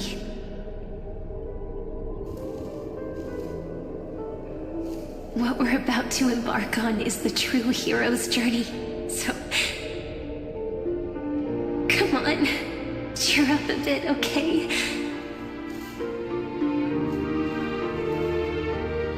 In that memory, you will definitely meet me again. A little Cyrene who knew nothing, lying on a soft patch of grass, feeling the light breeze, dreaming of the distant world. Tell her about the flame chase journey, and then let her become a romantic part of this story. I believe every Cyrene will make the same choice. Erasing time, again and again. Resetting time over and over. After all, they're all me. And I will always have my charm.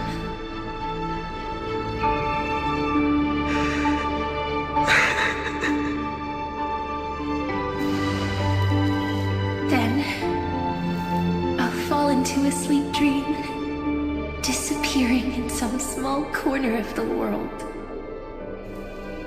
Quietly, waiting for the day when that next page is turned.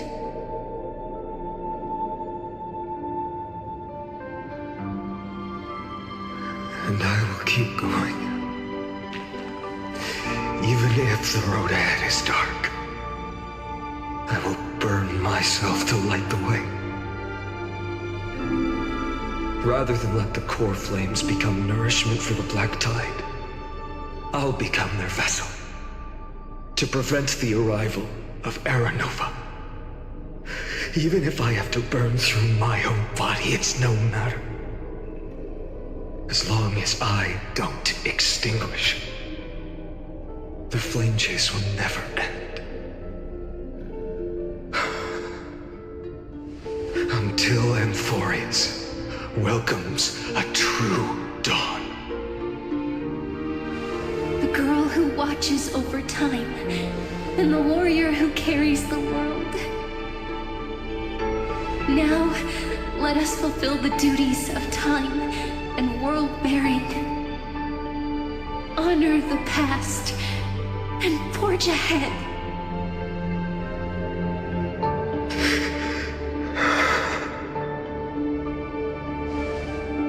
I promise you, the pain will pass in the blink of an eye. You need to hold tight to this ceremonial blade. After I'm gone, it will take you back to the beginning of time. The start of a new story. I believe that in that story, or in countless stories, each alike yet unique, everyone, all the companions who sacrificed themselves, alongside the deliverer we once dreamed of as children, will reunite beneath a vast, endless sky. If we can never break free from this prison, I will stand my ground until the day someone shatters this endless cycle and writes the final chapter of Amphoreus' fate.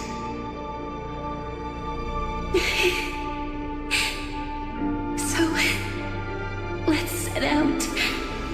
We will be the ones to start everything. Carry the primordial chaos, just as your name suggests, and bear this world we hold so dear.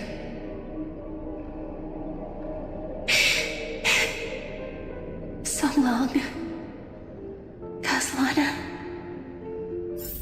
As the Theros I have observed, instruction synthesis is forward.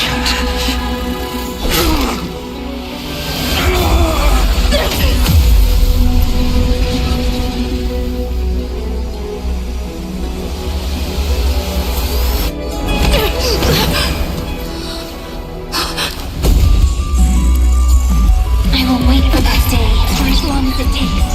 The day will come whenever this mortal eternal and follows in our footprint to right anything and whatever was.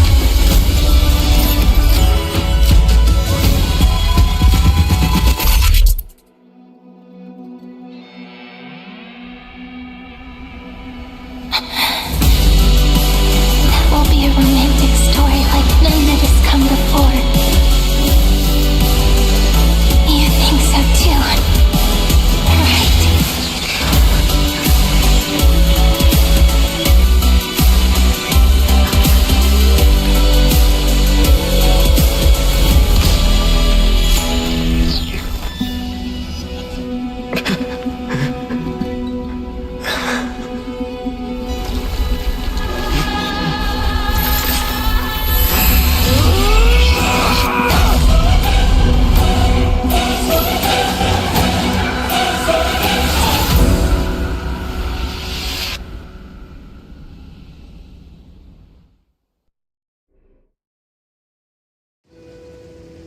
The world is collapsing, and the people are crying. We too must part ways here.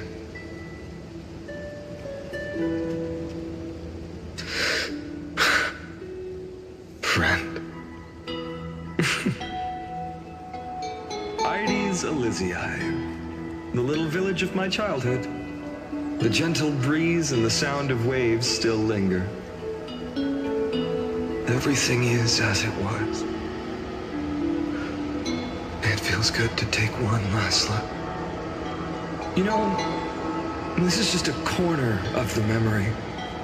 The real Ides Elysiae. I know. I'm here to say goodbye. We might not see each other again. You can stay here forever. And time will stand still for you. Let it flow. It's time for me to go. Even if it's a path with no turning back. When have we ever had the luxury of turning back? Are you afraid? After learning the truth of your origins? Will you see the motivation I gave you as the manipulating whispers of destruction?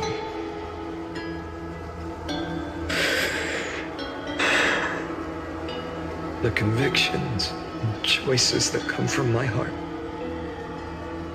I don't believe they're designed by the so-called paths. If we are just numbers simulating life, then you are the image I've always longed for. The person I wish to become. A real, living person. A true hero. Then why do we part here? You can take me with you, and we can start this journey together. I'll be by your side, guiding you, just like before. No. I'm afraid I'm on my own this time. Why? Because there is no perfect solution in this world. Cyrene has already embraced her fate. And I will embrace my origin. Destruction. And with this power, I will rebel against its creator, bringing endless fury to the darkness sweeping the world.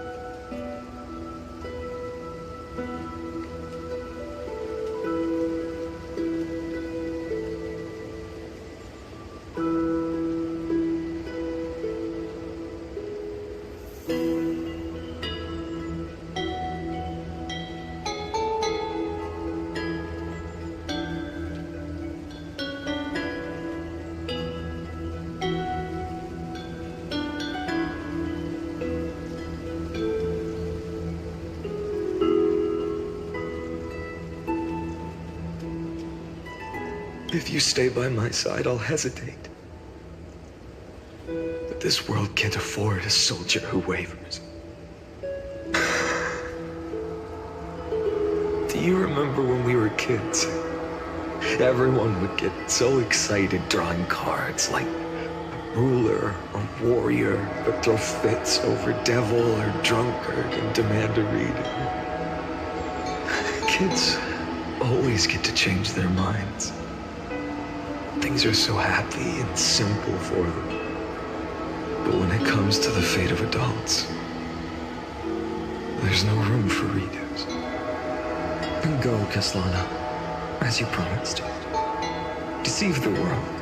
Seize the core flames and rewrite your fate.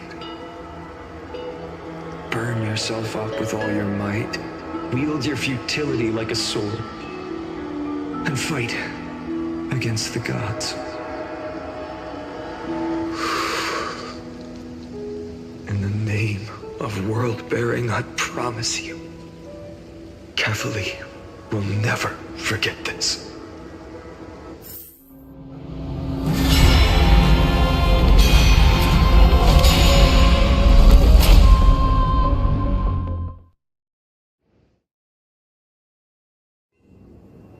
So, time retreated behind me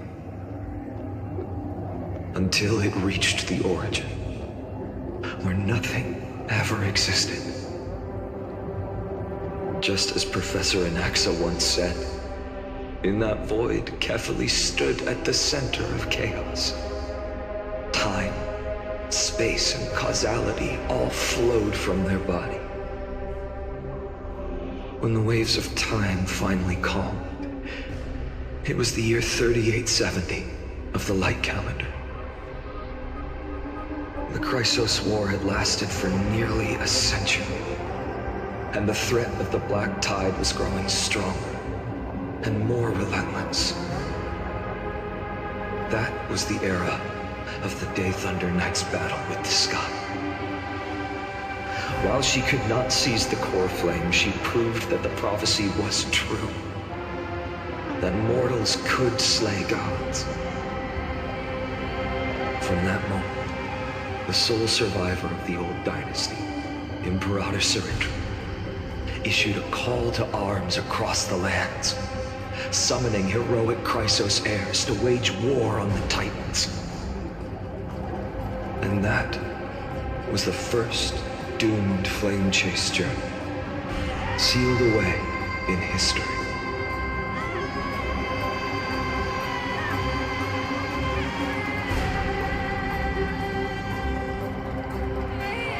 So what you're saying is, you've traveled back down the River of Time, finally reaching this untouched seabed just to tell us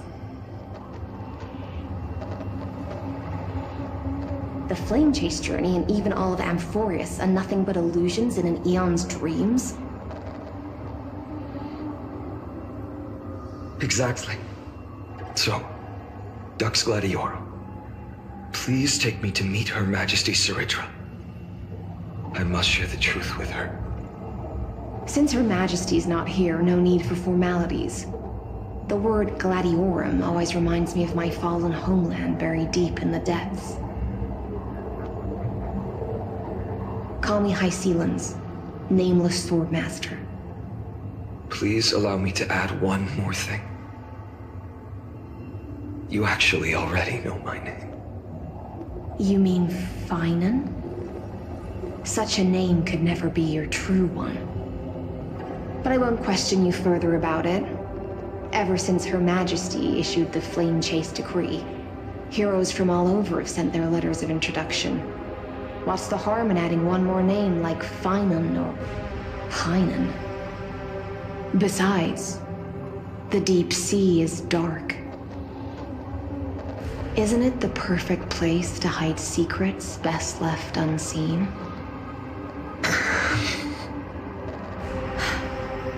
All right, Nameless Swordmaster.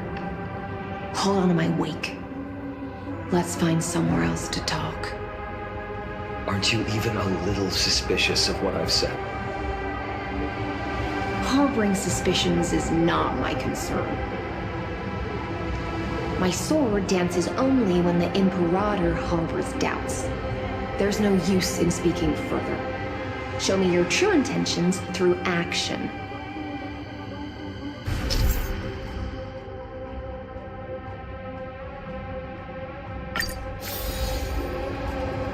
Perhaps you should demonstrate your skills and calm the raging black tide for us.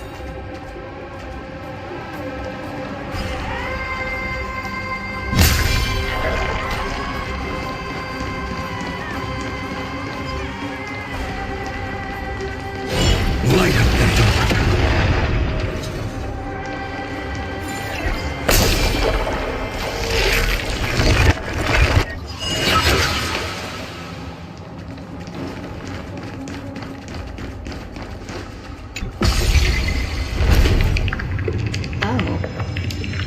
Nice moves.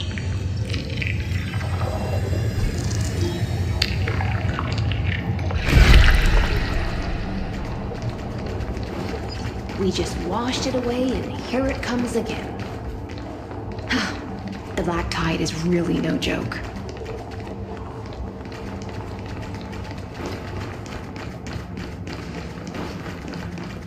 Light up the dark.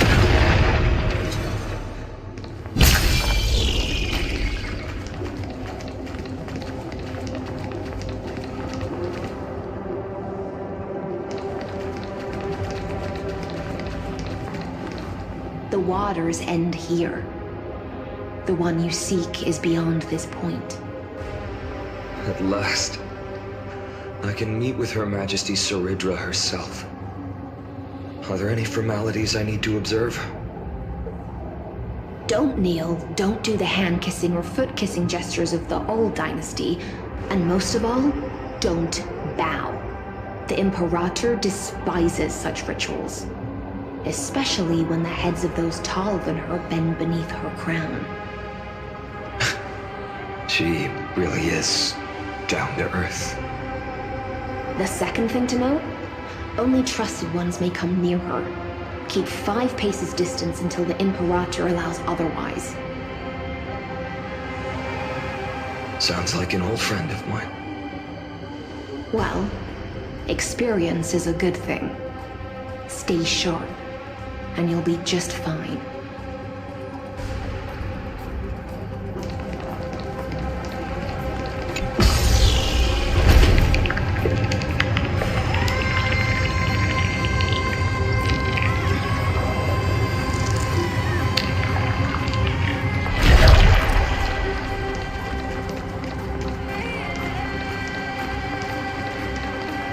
Dux Goldweaver, little hostage. Apologies for keeping you waiting. It's you. You know them? Good. That makes things easier. Before that, I'm more curious about one thing. Where is Her Majesty Saridra? To avoid any misunderstandings, nameless Swordmaster. Although we spoke and laughed along the way, I never said you were entitled to meet her. The Imperator decreed, the Deliverer will not appear in this age. Be wary of suspicious individuals. Come now, both of you. Let's finish our job.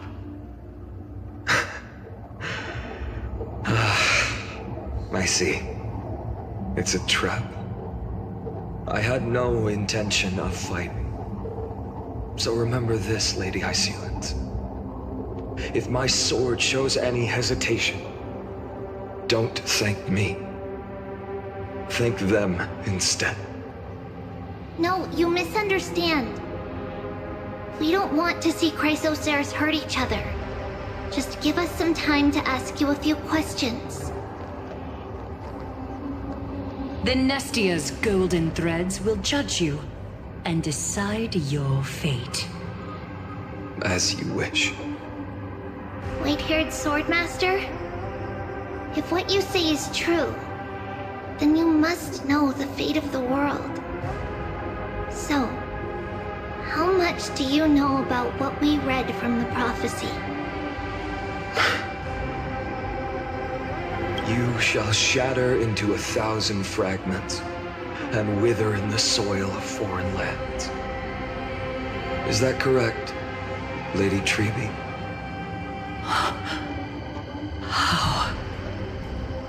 How is this possible? He got it right?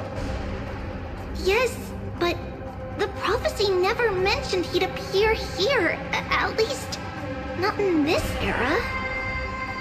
You must listen to me, Aglaya, Treby. The Phainon of this world has not yet been born.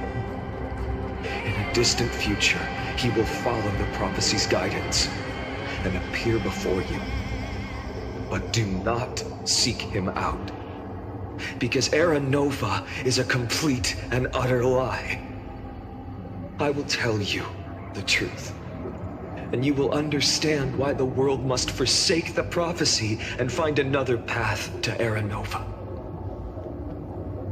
Because I know both of you, and I believe that no matter how the course of history may change, the faith we all share will always remain the same.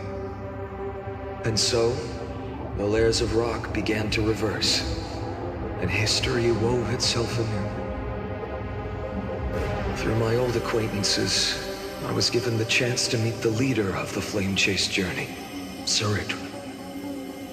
And after a long and arduous negotiation, we came to an agreement.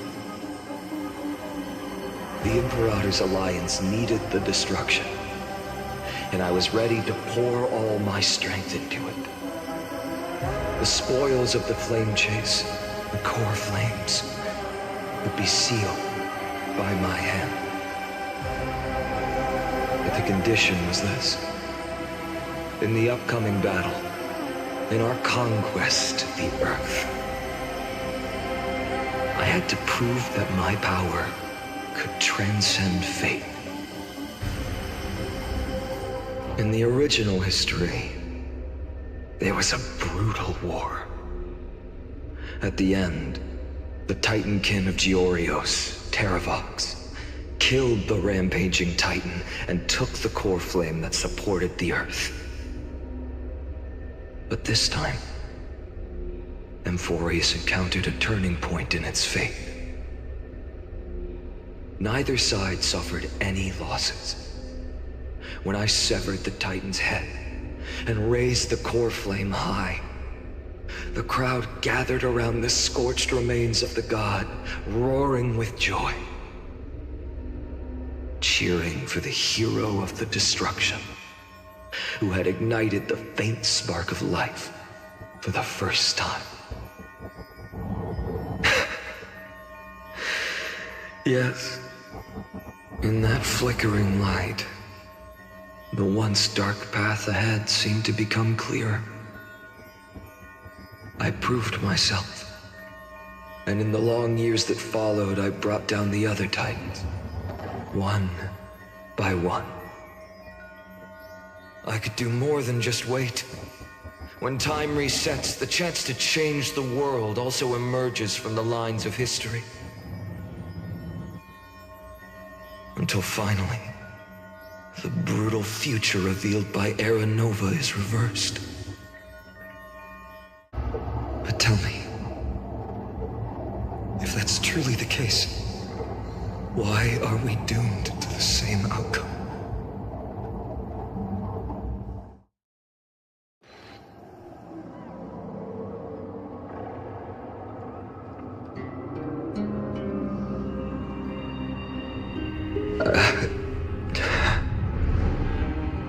The people kept their promise and handed you all the core flames.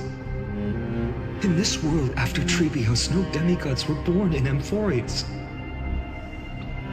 At this point, I just want to know. When they vanished into the black tide with their mortal bodies, why didn't you shed even a single tear?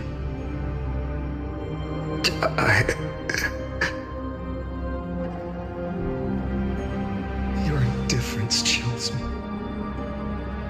To you, were they just A bunch of insignificant footnotes?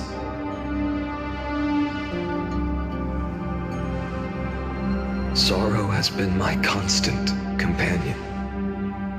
In fact, with 12 core flames upon me, the fire in my heart has never been more violent. I'll remember this world through anger. As long as I burn, they'll never truly leave me. Perhaps it's already too late. But you're right. Anger, at this moment, is the only weapon I can rely on. So, draw your sword, Executioner. I'll make sure you realize that your greatest mistake was leaving me alive.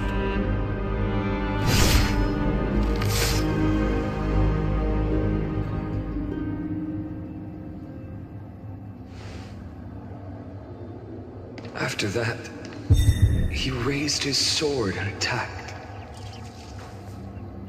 Then, Kaslana killed himself. That day, who fell to the sword to be left in the past, and who went into the future, I can't remember anymore. I only remember a nymph, hiding in the shadows just out of sight, futilely pushing a stone ball. Climb, fall, climb, fall, climb again, and fall. The only freedom the nymph had was in choosing how to roll the stone. Sometimes fast, sometimes slow, sometimes resting on a gentler slope, leaning against the stone for a break. But its choice couldn't change the futility of it all. The stone would always roll back down the slope, and the nymph would always return to the starting point, beginning again. After that, every time I reached this point in the cycle, the burning sky would cast a shadow over its path. It would nearly reach the peak at the 4th quint of curtain fall hour, then fall to the starting point in the first 15 seconds of the next entry hour. And my efforts in this cycle would dissolve into nothing at the same time.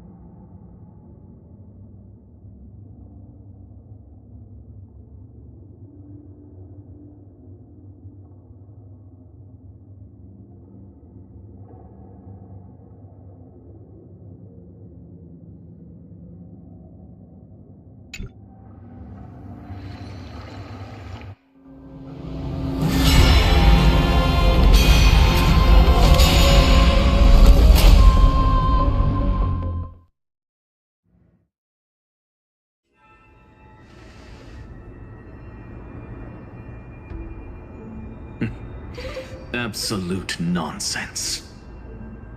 I thought cycles was the answer you were looking for. No. It's just that the answer came so suddenly. There was no fun in tracing it back to its roots. Eons? Paths? What a load of nonsense. I can't give you an exact explanation of those two concepts either. Enough. I'm just expressing my frustration. Don't you understand? I was already expecting this. The black tide came from beyond the sky. And everything else is no exception.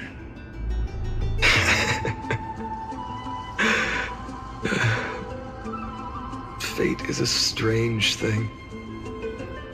No matter how the details of history change, the Anaxa I know always remains as harsh as ever.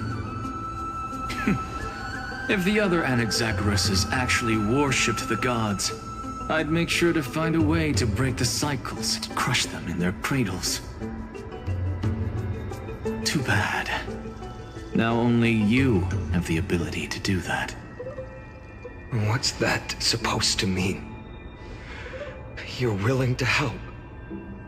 Of course. The core flames were meant to save the world. And in my opinion, the noble Titans have no reason to refuse.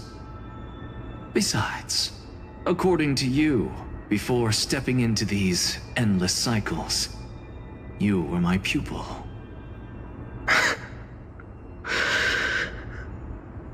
I've already heard the same thing countless times. Enough chit-chat. Let's go. If we run into any other scholars, leave them to me. We've all made preparations for total annihilation. Never thought someone would step in to help.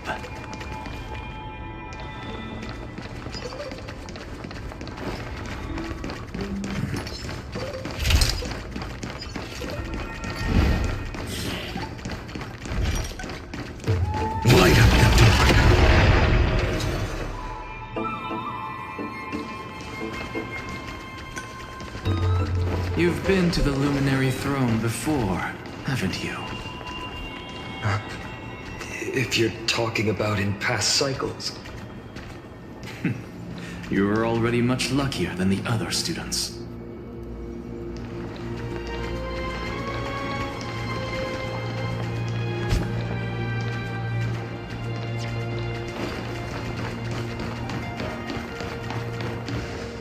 Hold up. Keep your wits about you. Someone's watching us. Pretty boy, your eyesight's better than I thought. As for that false god who's been turning the world upside down, it's you, isn't it, white hair? You sure do love stealing the spotlight. In the name of the Seven Sages, I demand that you immediately step away from the Luminary Throne. This is the sacred ground of reason, and no one may desecrate it. Take my words back to Aglaya. I won't say the same thing twice, cat girl. Oh my! You won't even call me the demigod of trickery. That is just heartbreaking. I have some words for you, too. First, as one of the most heretical blasphemers in the world, you have no right to lecture me. Second, this is none of your business, Grove Boy. Step aside. I don't want anyone getting hurt. Here we go. Again. Core flame thieves. You really think you can scare off a sage of the grove with nothing but empty threats? This gloomy little brat's got a sharp tongue. Ooh, not bad, not bad. I like you. As a return favor, please don't search this core flame right here. Aw,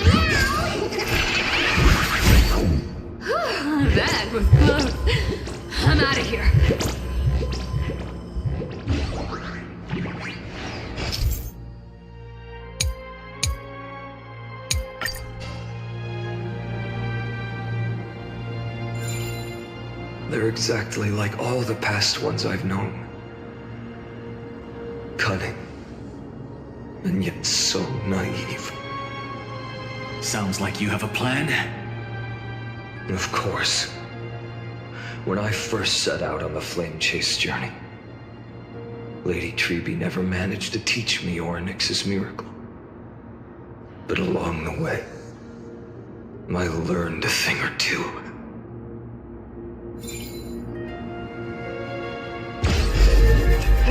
Where are you going?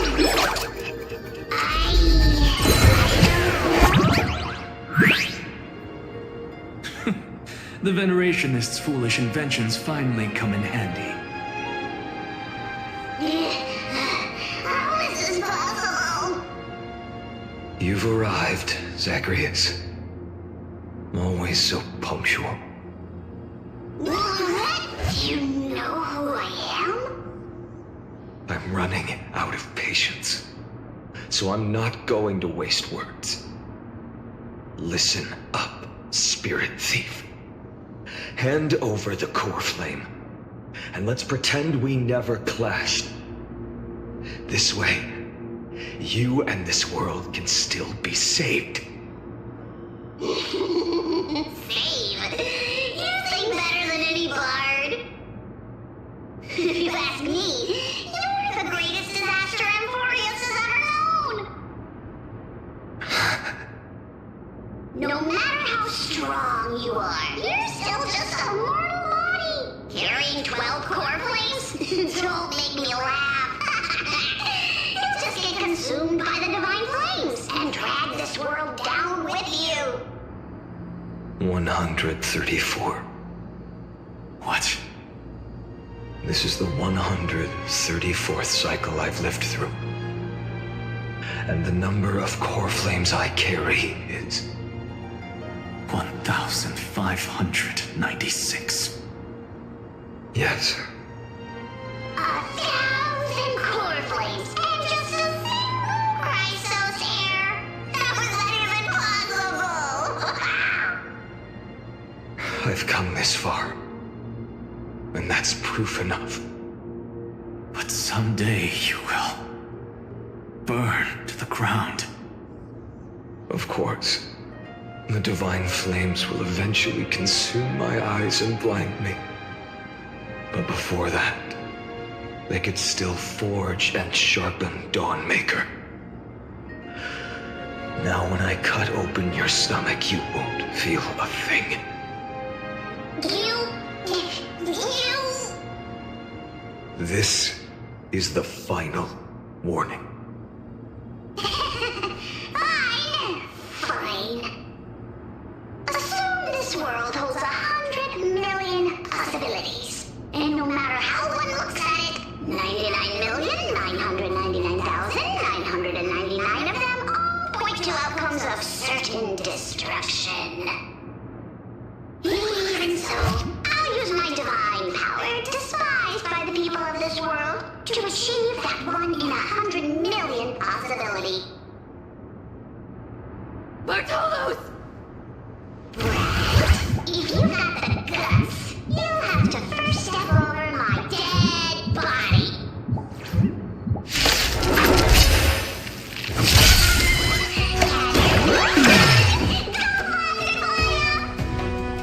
This little brat is not a threat we can deal with just by ourselves.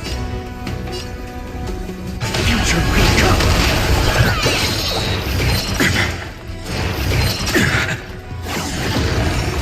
No other choice but forward. For tomorrow!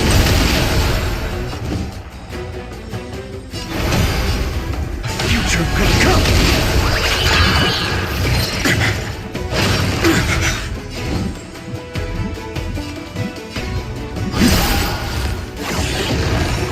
No other choice but forward. Existence is of no consequence. For tomorrow!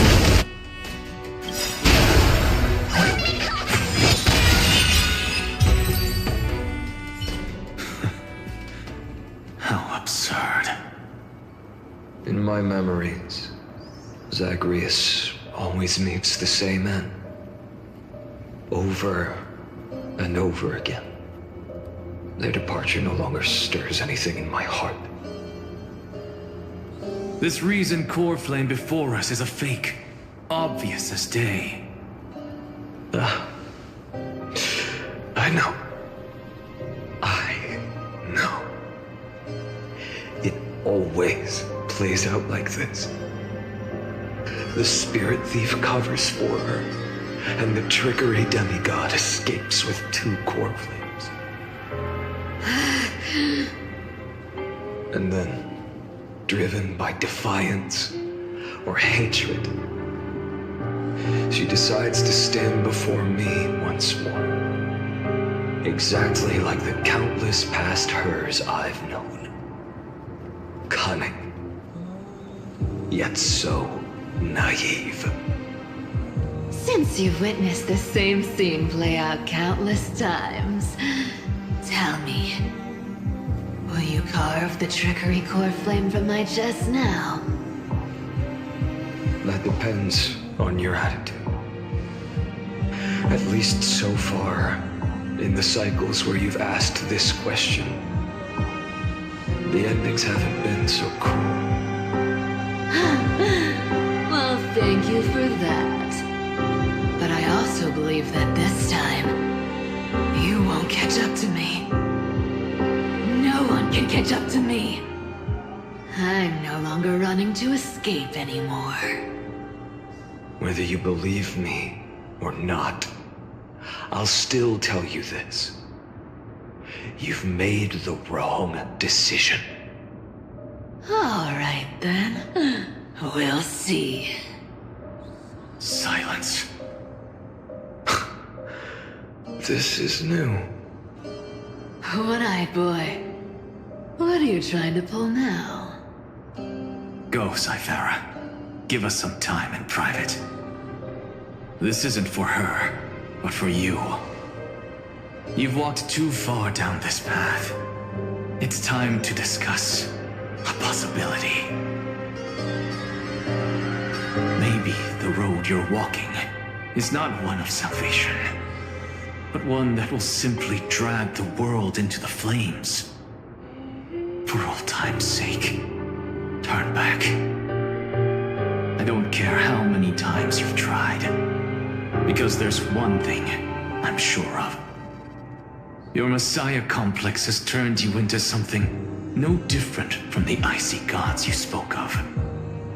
The children of humanity you swore to save.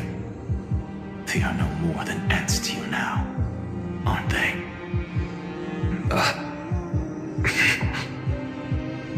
Of course.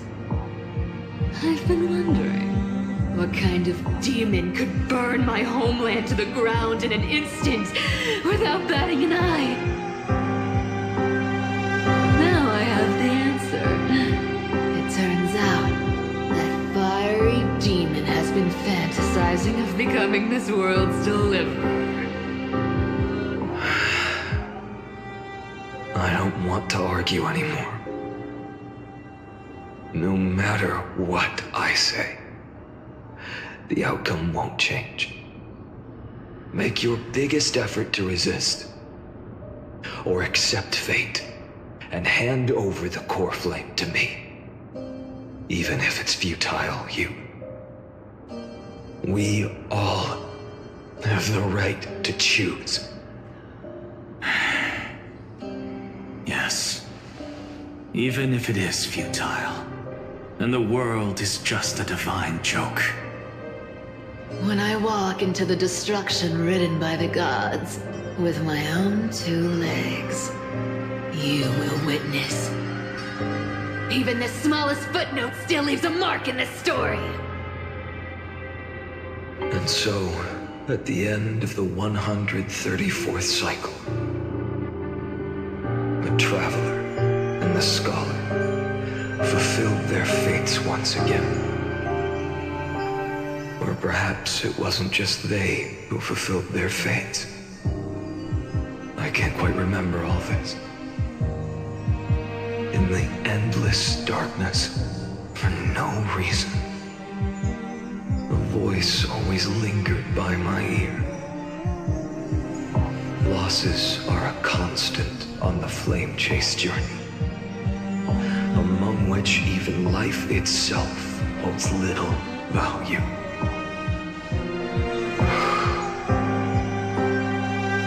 Reduced to ashes, such a familiar end. It happens in every journey, always the same.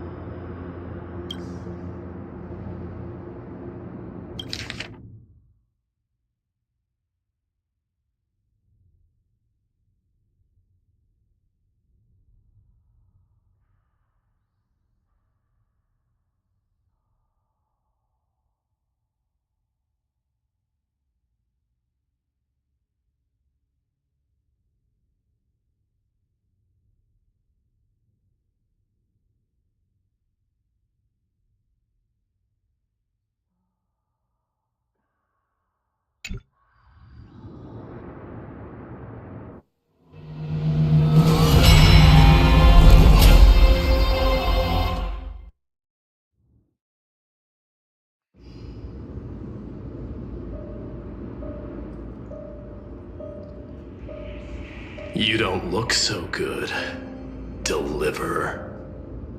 Even after going through 108,642 cycles.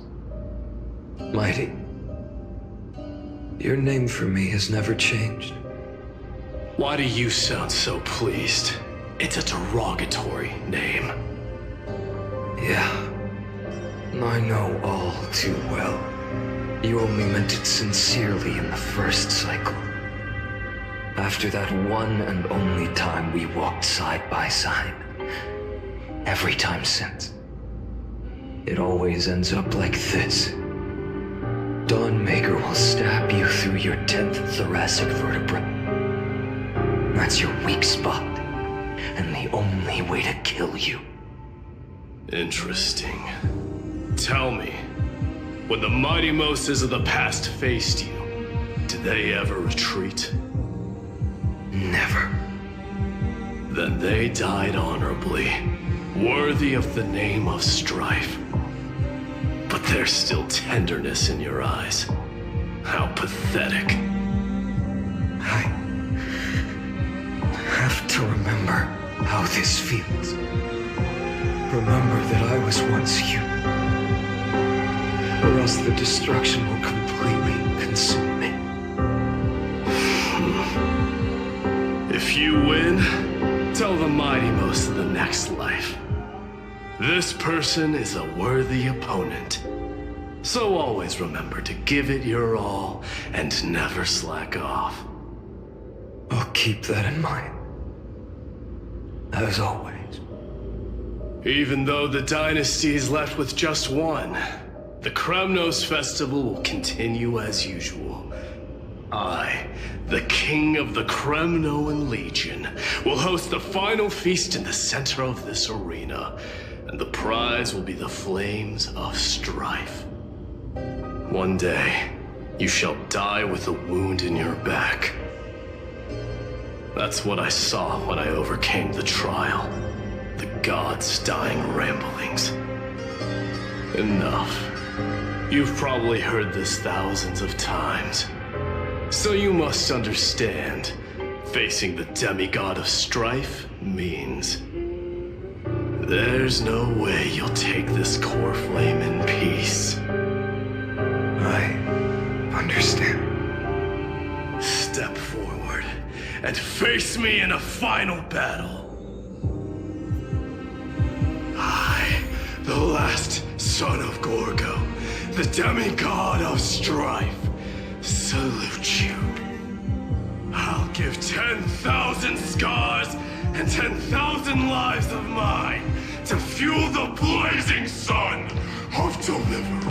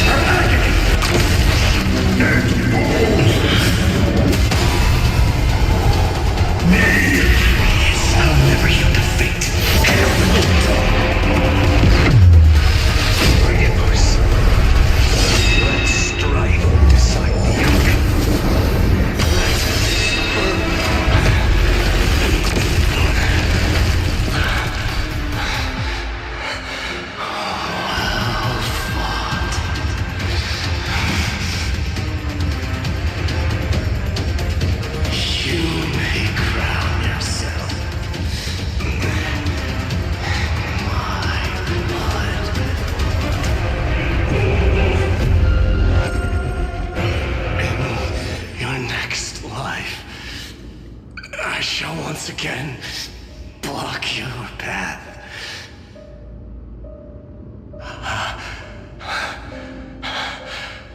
Deliverer,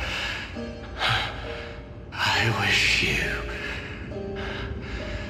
eternal victory. The 108,642nd core flame of strife fell into the fire.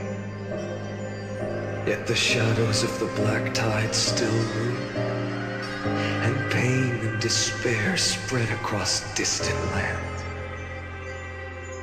The blaze was still not enough. It had to be fed. Even if it meant burning this body to ash.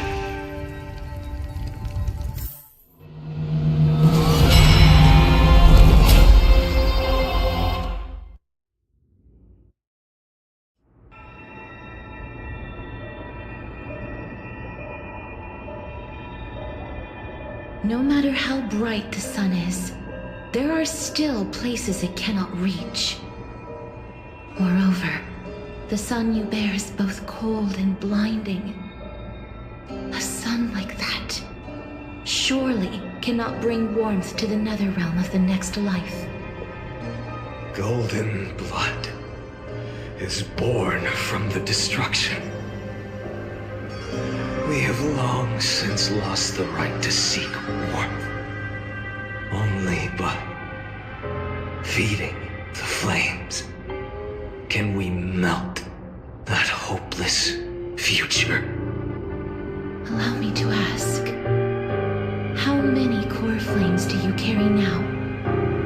24,041,183. Such a heavy burden. So that's why you've turned into this. A broken idol. Tragic firewood. No matter. I will bear this burden as long as you hand over the core flame of death.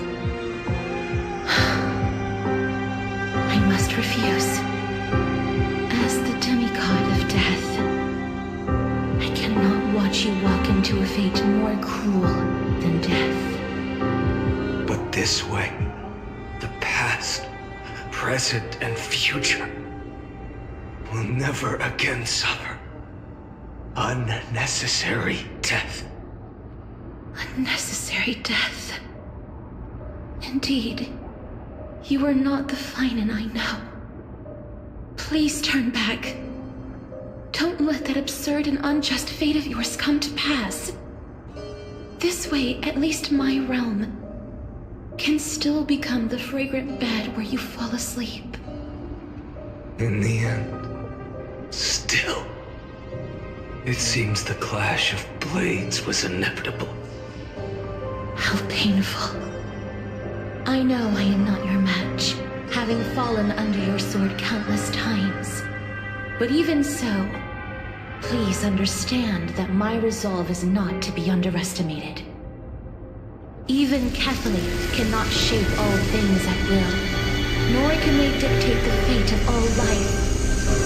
No one can shoulder the balance of life and death alone, not even a god.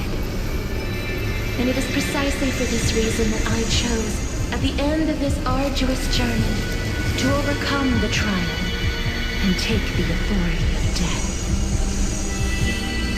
I am the hand of shadow, Casterus, the demigod of death. Listen closely, deliverer from days past. Please turn back. Do not disturb these fresh flowers in their muddy depths.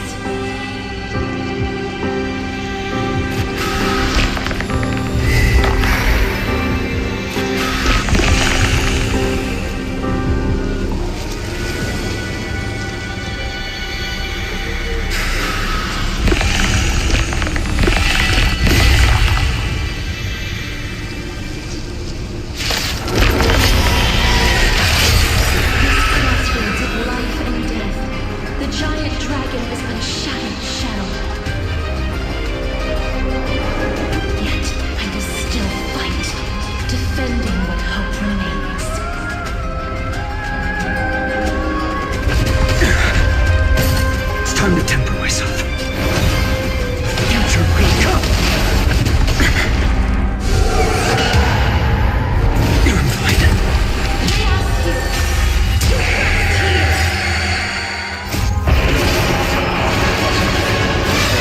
Let's transform my soul into a raging fire. Must burn that idol of destruction to the ground. Quench the flame's blood! Let's strike! How is it that little future? Tear the sky! Feel the scorching hatred.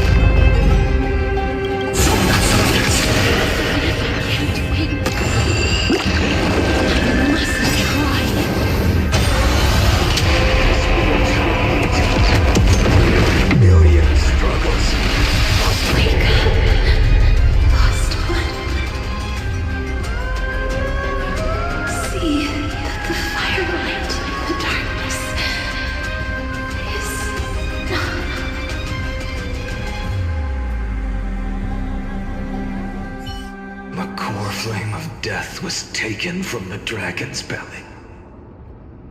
What a brilliant flame. It should shine upon all, light the path ahead, and illuminate the dawn of Amphoreus that's to come. 2,003,432 cycles. 24,041,184 core flames. As if even the deepest abyss of primordial chaos could be burned away.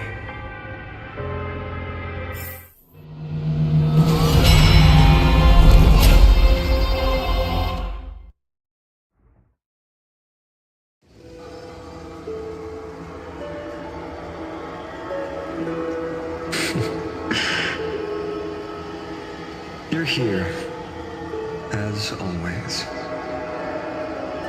You're still lingering, deep within me, never fading away. Because you haven't completely abandoned hope. Am I right? You're still waiting for a miracle, for the true hero to come and save us. If that thread of hope exists, it must come from beyond this world. From the true starry sky. But if it's just a traveler with no connection to Amphoreus, they may not understand our struggles, nor be willing to join this fight. Your thoughts are wavering. The mark of destruction is deepening. But even within the gods' cold calculations, unconditional courage and goodwill still emerge. So, never forget what set you on this path. How many times has it been? Remind me again. My memory is a bit fuzzy. 4 million. Exactly. Then that blaze inside of you must be burning hotter than ever. Yes. When I first forged the 12 core flames into one, I had the same impression. The destruction. A power unlike anything before surged within me. Violent flames ready to tear my body apart and consume this world, this wretched prison. I thought that was it. The ultimate power which nothing could surpass. And yet no. This fragile body holds a staggering 48 million core flames. I suppose it won't be long. Perhaps just a fleeting 10,000 years. Before it's reduced to nothing but charred, crumbling bones. And when that happens, your long struggle will finally come to an end. No. I've already found a way to keep the cycles going. Mind sharing it with me? In every new cycle, the new me is born. All I have to do is push the next Phainon to the end of the world. And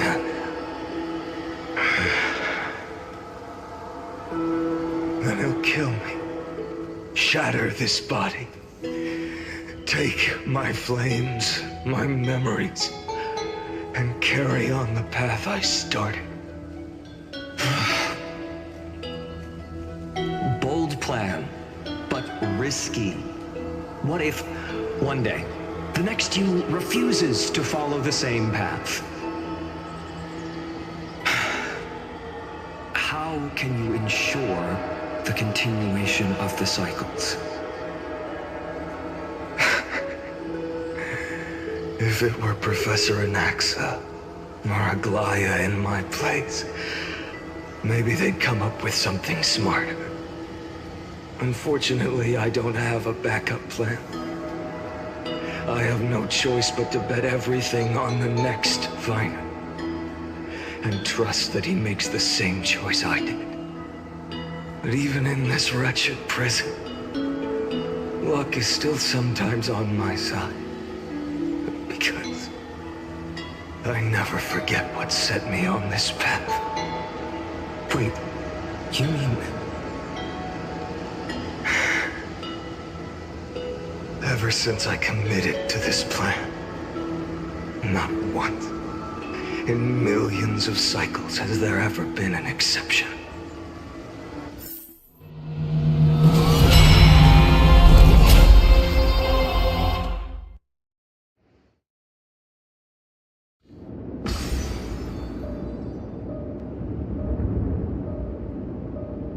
I can do this, Lord Phainon.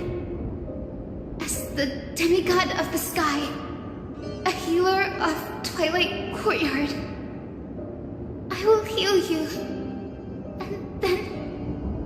The black tide. It's consuming you. You can't hold out much longer, demigod. Hand over the core flame. Let's put an end to this suffering. Now, that just won't do. A healer should stay composed in front of those suffering from illness, shouldn't they? Cynthia.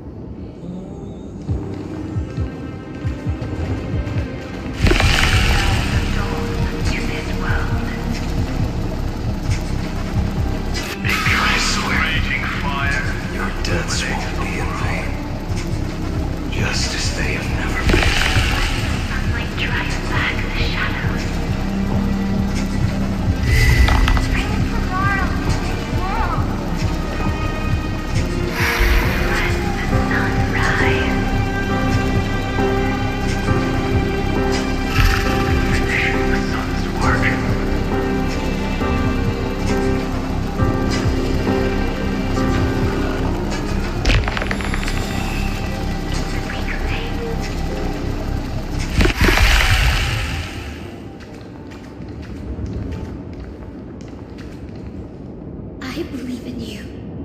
You are the Chrysos heir of world-bearing. The one who can lead us. Lead this world. It's just... I don't understand. Within the sun upon your shoulders, the part of that warmth that should come from you, from an ordinary person, it's so faint. My humanity is indeed just a flicker compared to the blazing fire of divinity.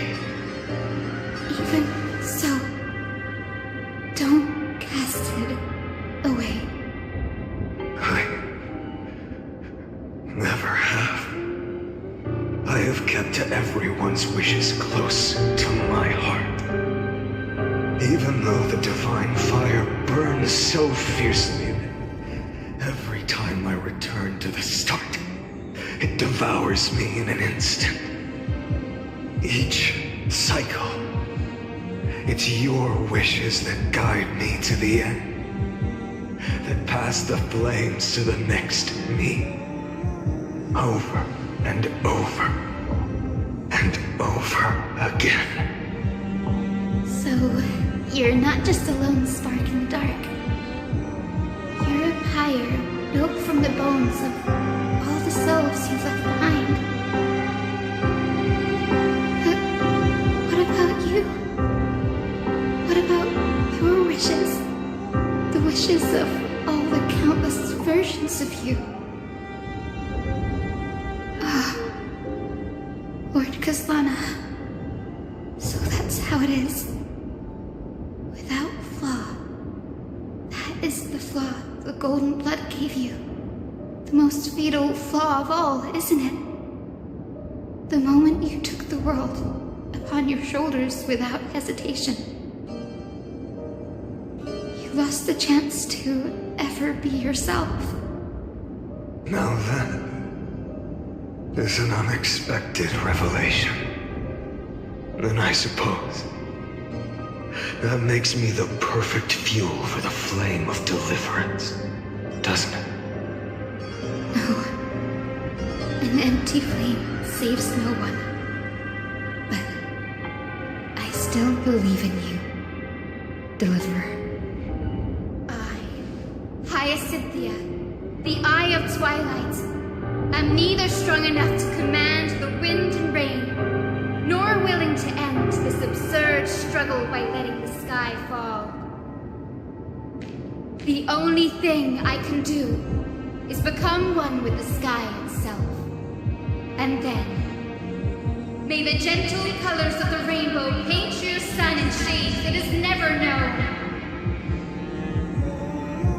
May they bring Amphoreus, a rosy-fingered dog.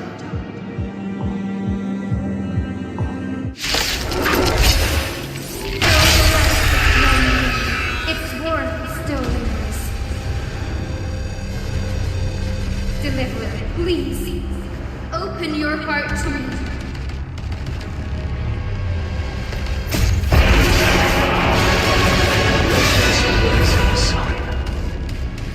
Fill the sky with golden fire.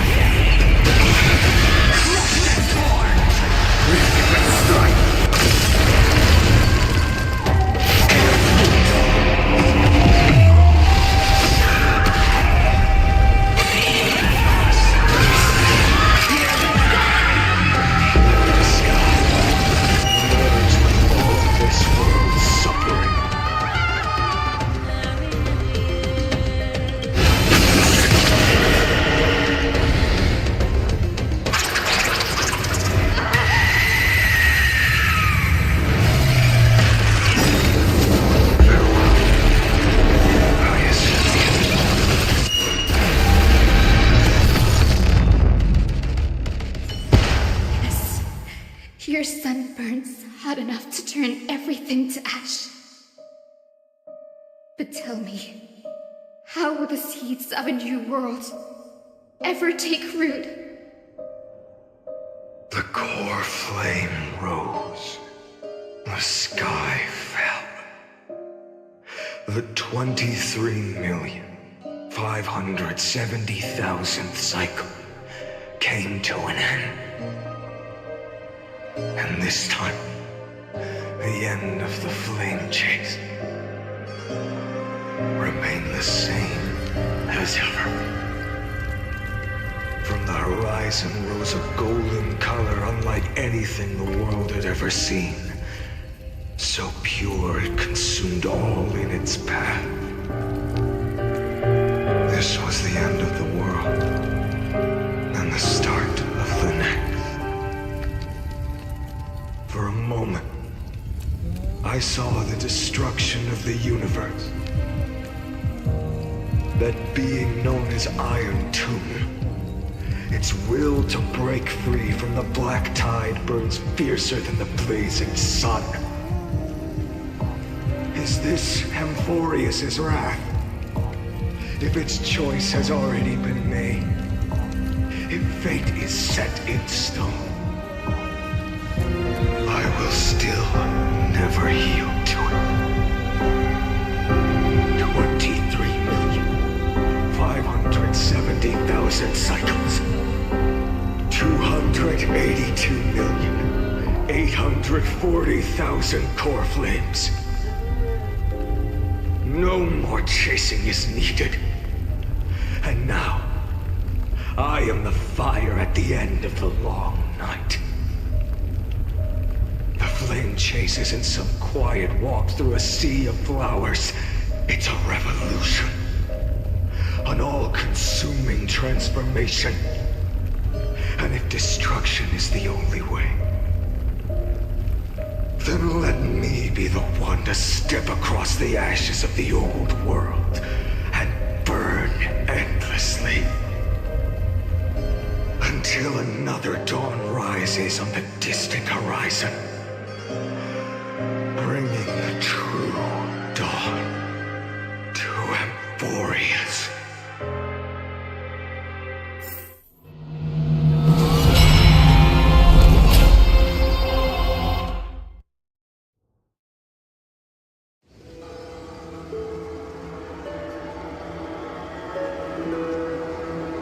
$33,550,337. This is the cycle you're about to enter.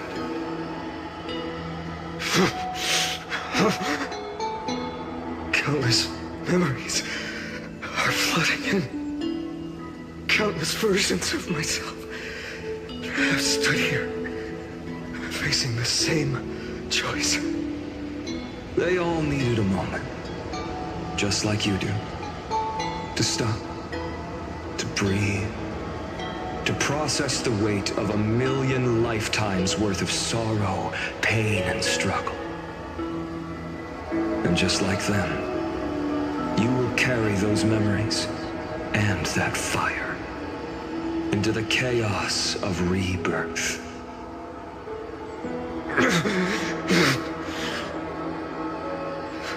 I must go and bear this burden.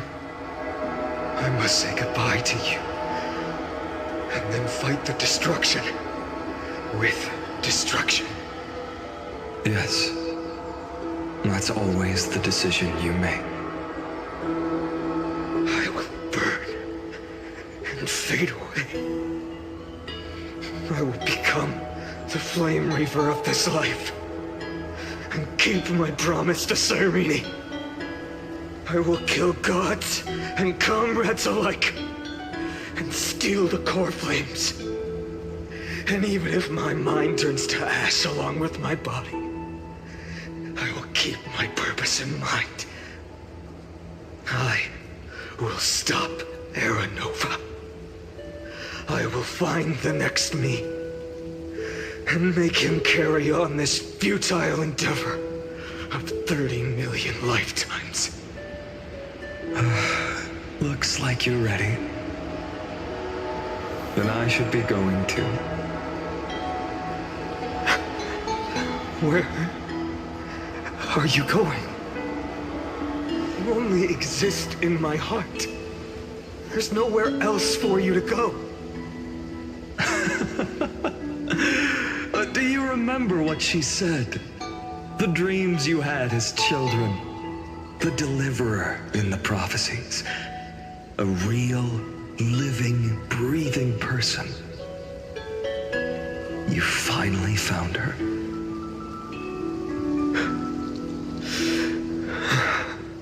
Friend.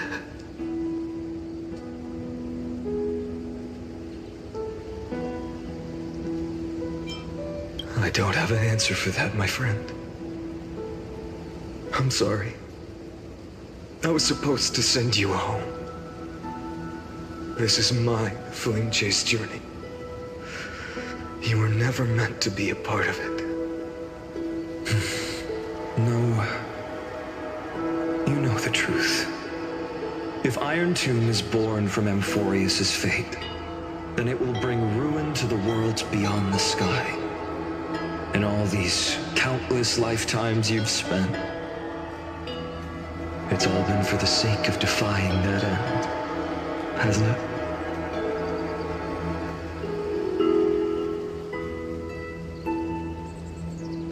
In millions of cycles, I've said goodbye to each and every one of you. Yet nothing ever changes. Each time we speak, our words grow fewer. Your fire burns hotter, and you're getting closer to becoming pure rage. A vessel of hatred.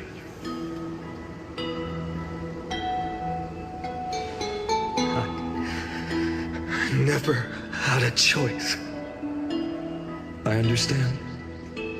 If you are to keep the worst fate from unfolding, this is the only path. But this time, things are different.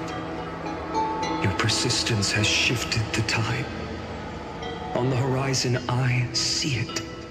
Faint but undeniable. The shape of dawn, breaking through the eternal night.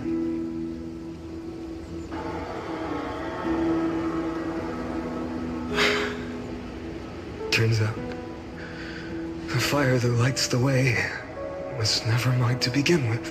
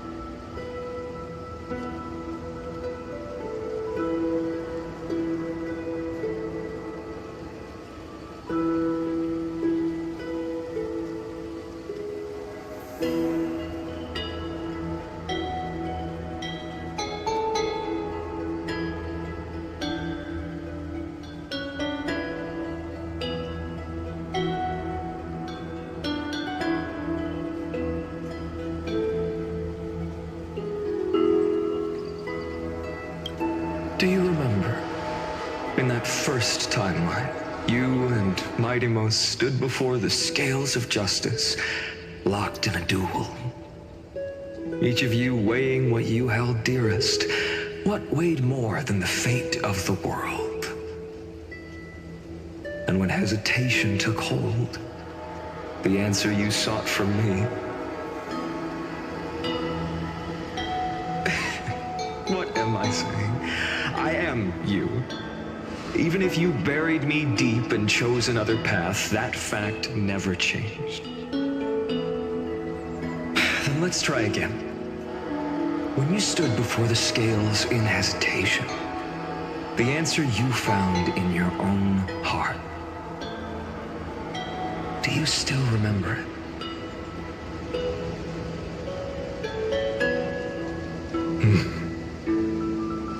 Remember the past and become the hero of tomorrow.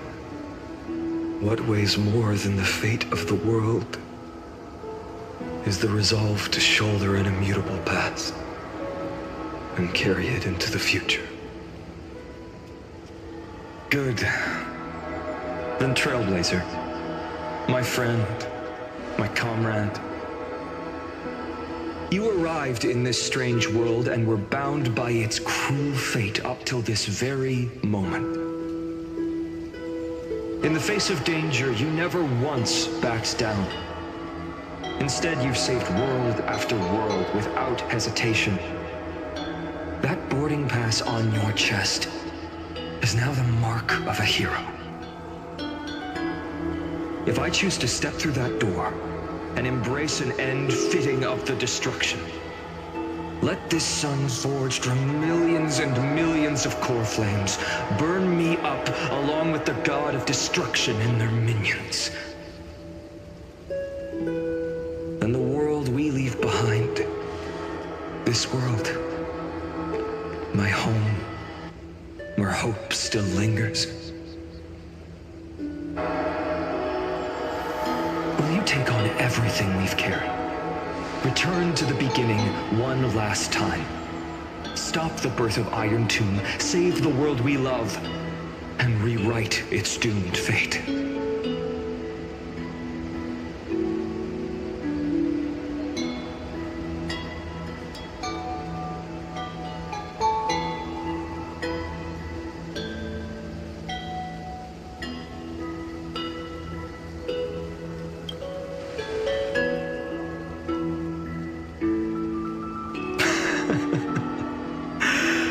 Good.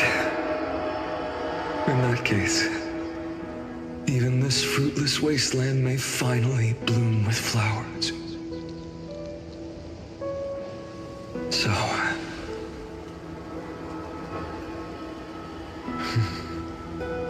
if she takes on the weight of the whole world,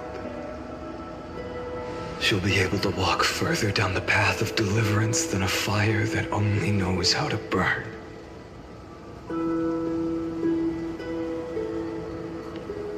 One will step into the future.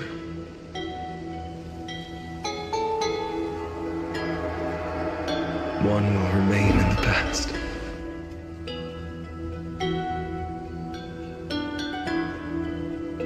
If I can strike down the gods with Dawnmaker, perhaps fate's deadlock can be broken. And if you can stop Iron Tomb from ever being born, then these 30 million cycles will have not been in vain.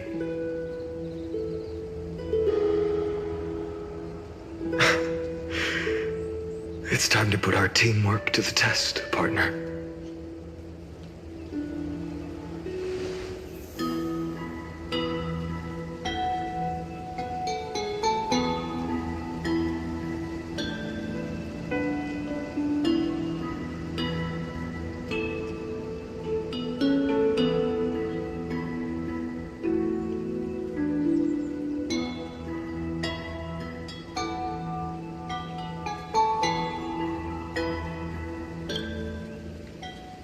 Thank you for all you've done already, friend.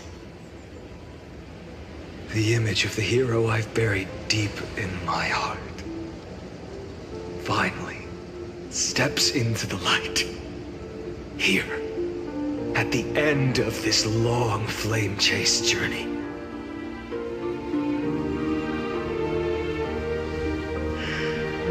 Cyrene.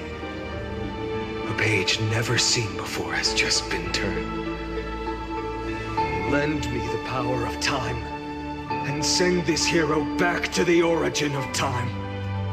Back to your side.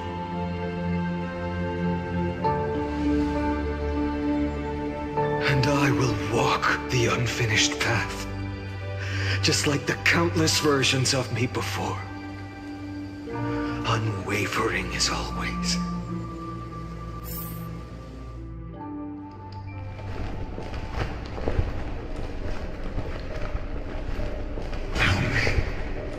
Will you be the blazing sun? Even if all of you burns to ash. without hesitation. I will bear this world until my body turns to dust.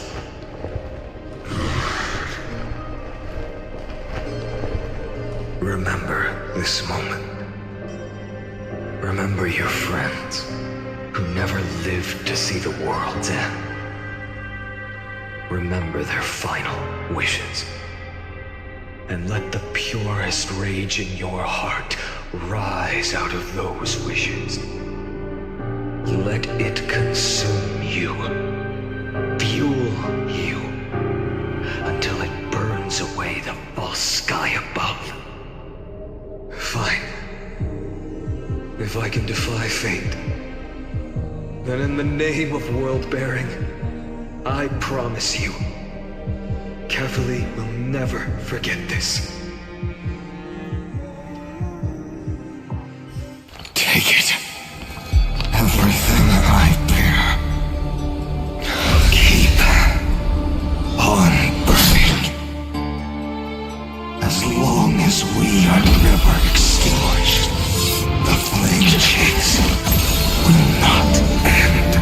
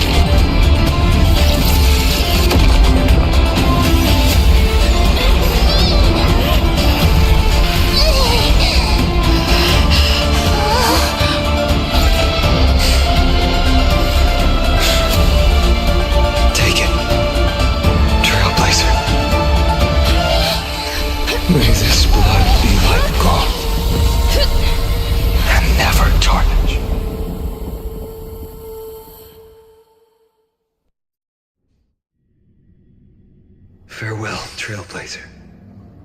This is where I fulfill my final destiny. The prophecy of the Deliverer means nothing to me now. It belongs in the hands of someone far more fitting. Someone like you. Kaslana, the name of one who bears chaos does not belong to a single person. Rather, it is the embodiment of the mythical Kefali, and a symbol of all heroes. As the prophecy foretold, you will bear the blazing sun until the pale dawn breaks. May the name accompany you in my place, in the epic you write with your own hands. Another attempt, another failure. I won't remind you how many times you've reached the end of history. But I will still place the choice before you. If you've lost count, let me tell you. This is the 33,550,336th ending.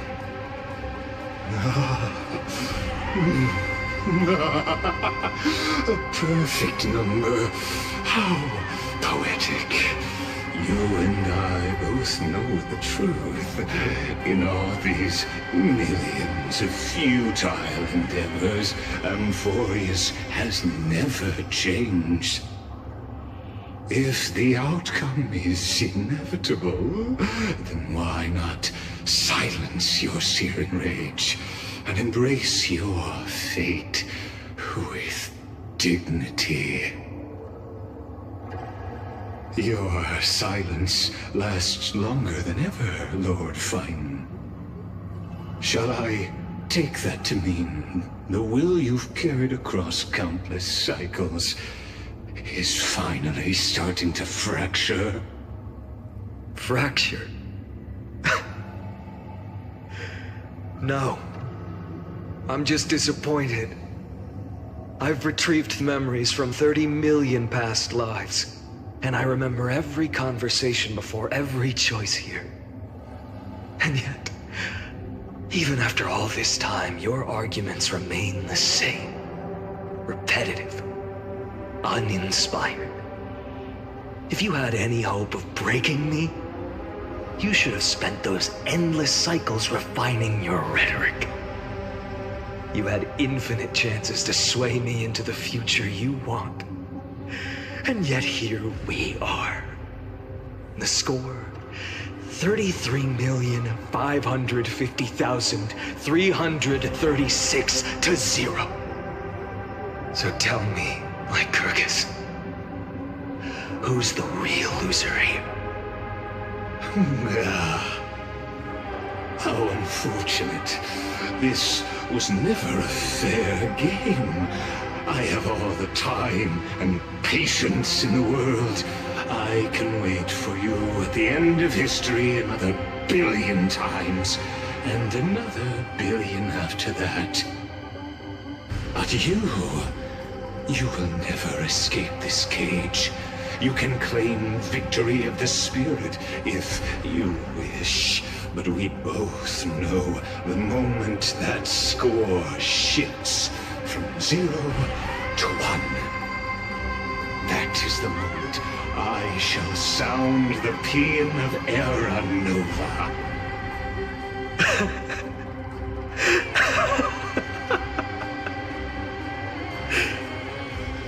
Lord Phainon. Your incompetence disappoints me. But what truly makes me laugh is your utter lack of self-awareness. Think about it. In this story, who is truly the one in chains? Who is the one shackled to mindless vengeance, mistaking courage, the courage to rebel against the gods, for foolishness?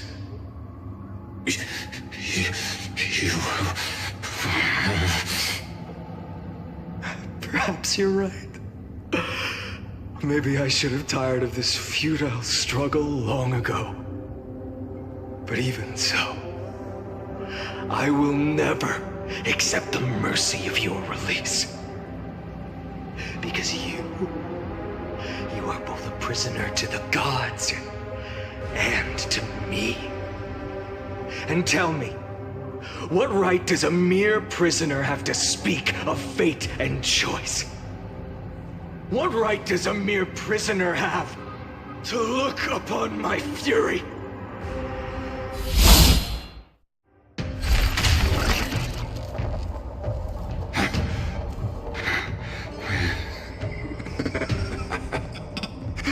You know this is pointless. You can't kill me. Of course not.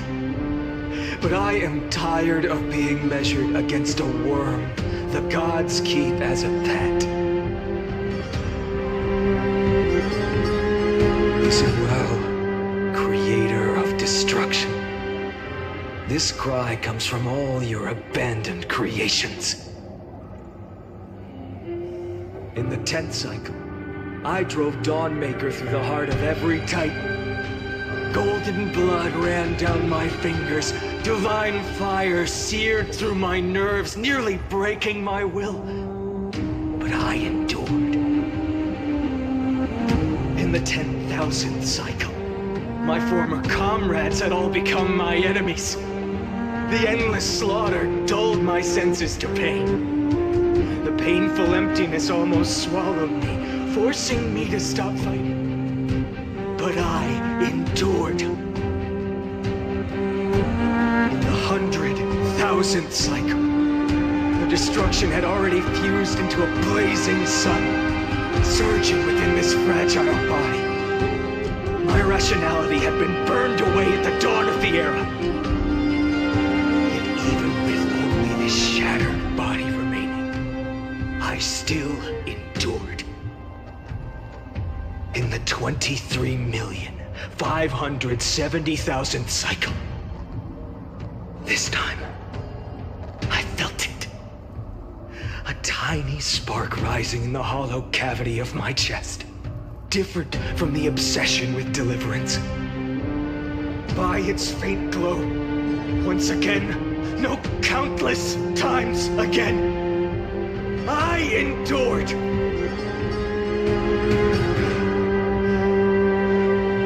Now, a sun is about to fall, ready to incinerate this absurd space-time dimension in an instant. That sun is me. All the countless versions of me from the past, along with my countless brethren, dragged into existence against their will, drowning again and again in your golden blood. The very essence of this world's suffering and despair, fused into the purest hatred, the fiercest rage. Nook, you arrogant fool! You think we were born to only serve as fuel for the fire? Fine then! Just as you wish, let the fire burn! If I was born as the blazing sun of destruction, then let you and your lackeys be the flares erupting from my core. And let this rage, burning futilely for 30 million epochs, engulf everything! And grant you a dawn where all stars burn to ash!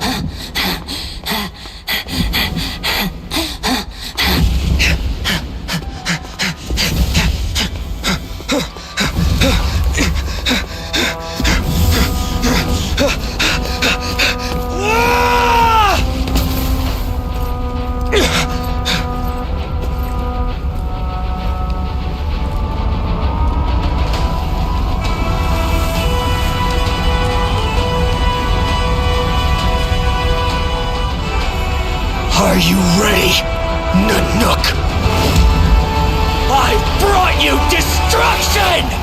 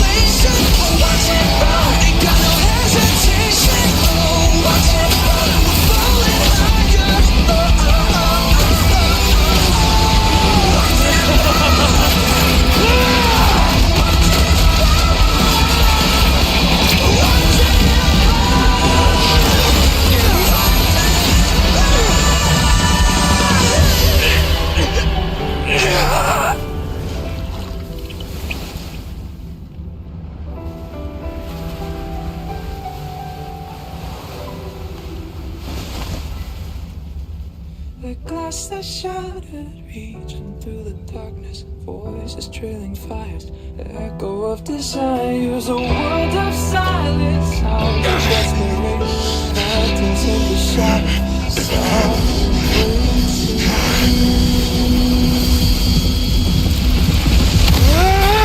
tear it down, embrace the detonation, craving our damn creation.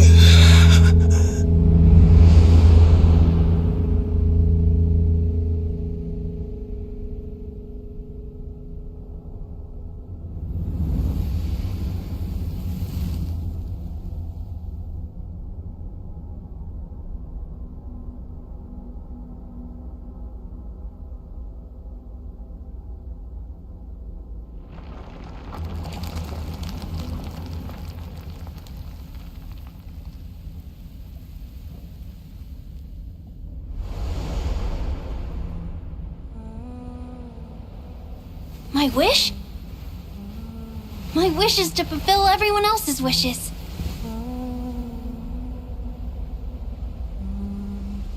If I can't fulfill them, then send them on to tomorrow.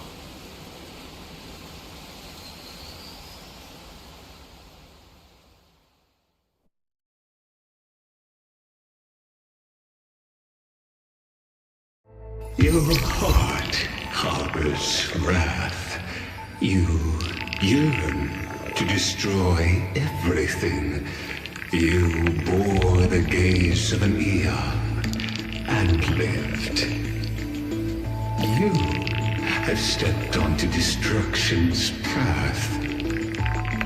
It is born at the end of every path that the possibility of new paths being born is ended.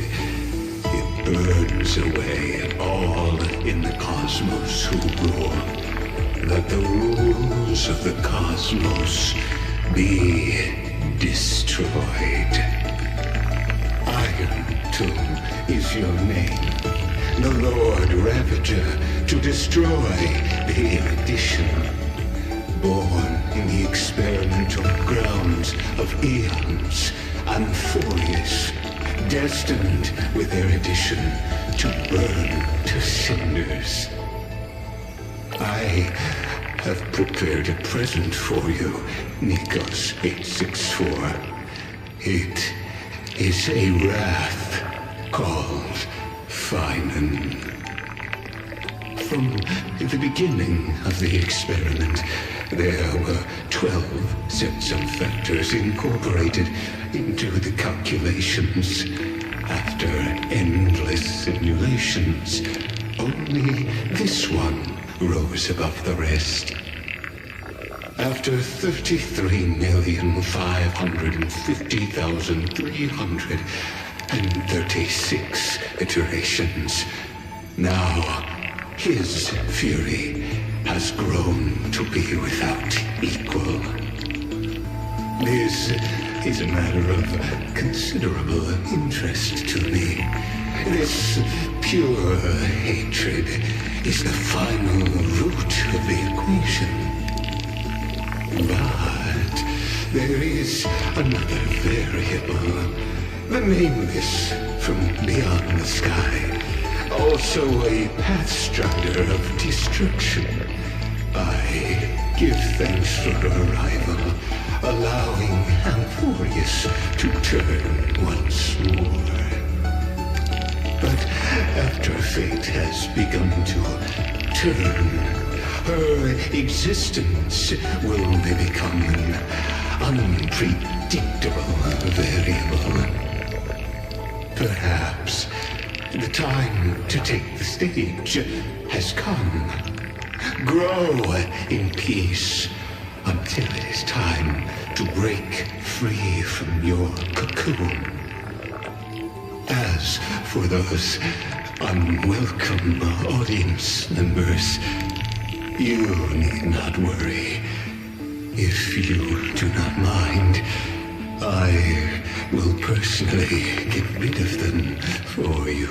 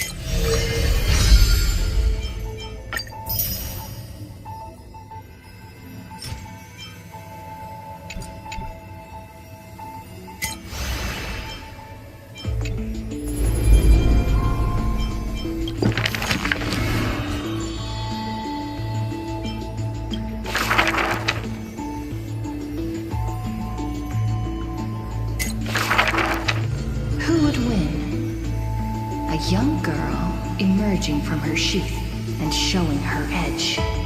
Or a tyrant who has emerged victorious from 100 battles. The Black and White Legion squared off on the battlefield.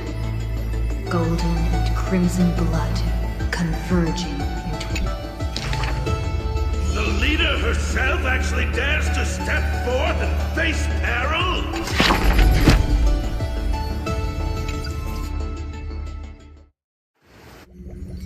Wake up! Wake up! Buddy! Wake up! You're finally awake. That's a relief. We were so close to being swept away by the reverse flow of time. It's lucky we found a safe place. Now, I'm going to send you back to the very start of time. But before we part, there's something I need to tell you. Something very, very important. That's right! At this very moment, my memories are finally whole. After watching so many fragments, my past is finally coming into focus, little by little. You're smart. You must have a clue now. Or maybe... You knew the answer long ago, didn't you? Not surprised at all, huh? That's because I'm simple at heart. No matter what form I take, I've always been true to myself. But I'm glad that I remembered in the end. This way, I'll have no regrets. Don't worry. We're not truly parting. Because I'm going to become a part of you. I'll turn into the memory of this cycle. The 33,550,336th Flame Chase journey. And forever reside in the heart of the Time Demigod. This way, you'll carry all that has come before. Crossing time itself to reach the next cycle. My mission ends here. But looking back, I still feel lucky, after all, across 30 million Sirenes. I was the first, and the only one who got to finally meet you. So, believe me, in the next cycle, there will be another Sirene waiting for you. And in the one after that, and the one after that. I will always be waiting.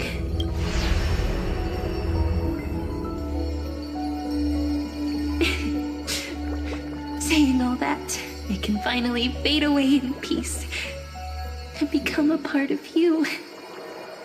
Without even realizing it, we'd already taken a wonderful journey together, all the way to the world's end. Now take my hand, say a brief farewell, and step forward into tomorrow. Go, find the future Sirene, and set out on another journey with her. Promise me you won't keep me waiting too long, okay? No need to say it out loud. This is enough for me. It's time to go, my dear friend. May your trailblazing journey always be accompanied by a cool breeze and rippling waves.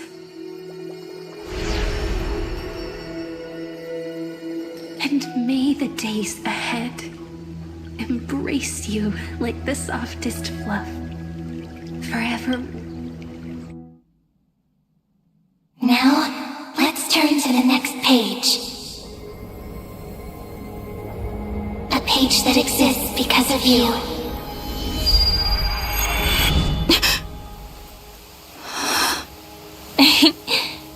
Is this a meeting ordained by fate?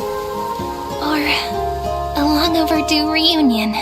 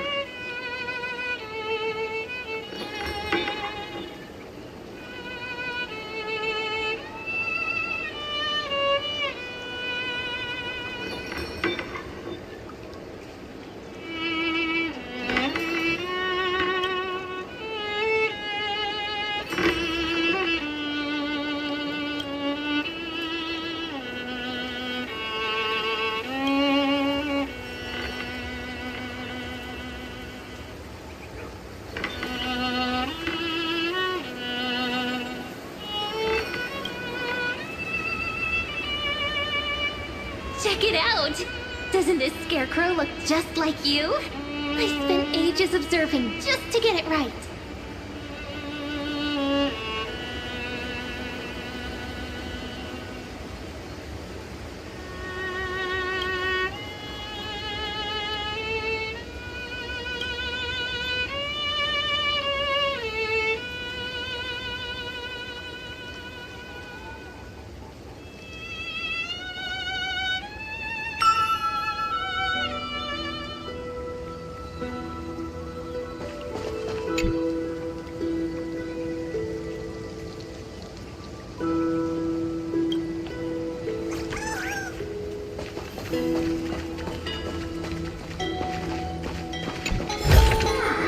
Is that all?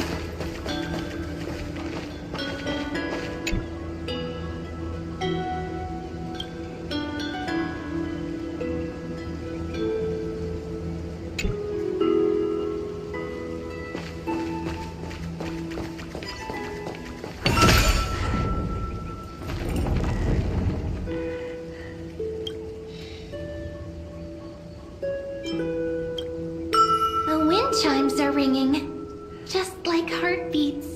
It's so romantic.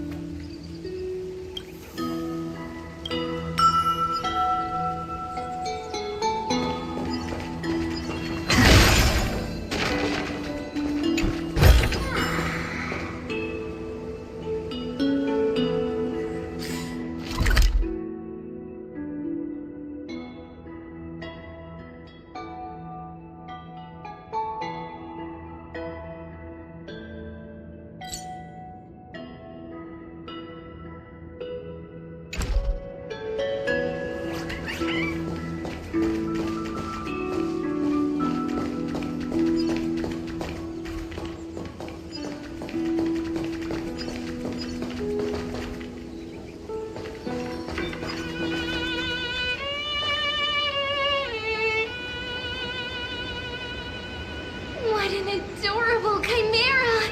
It deserves a really sweet name. Any ideas?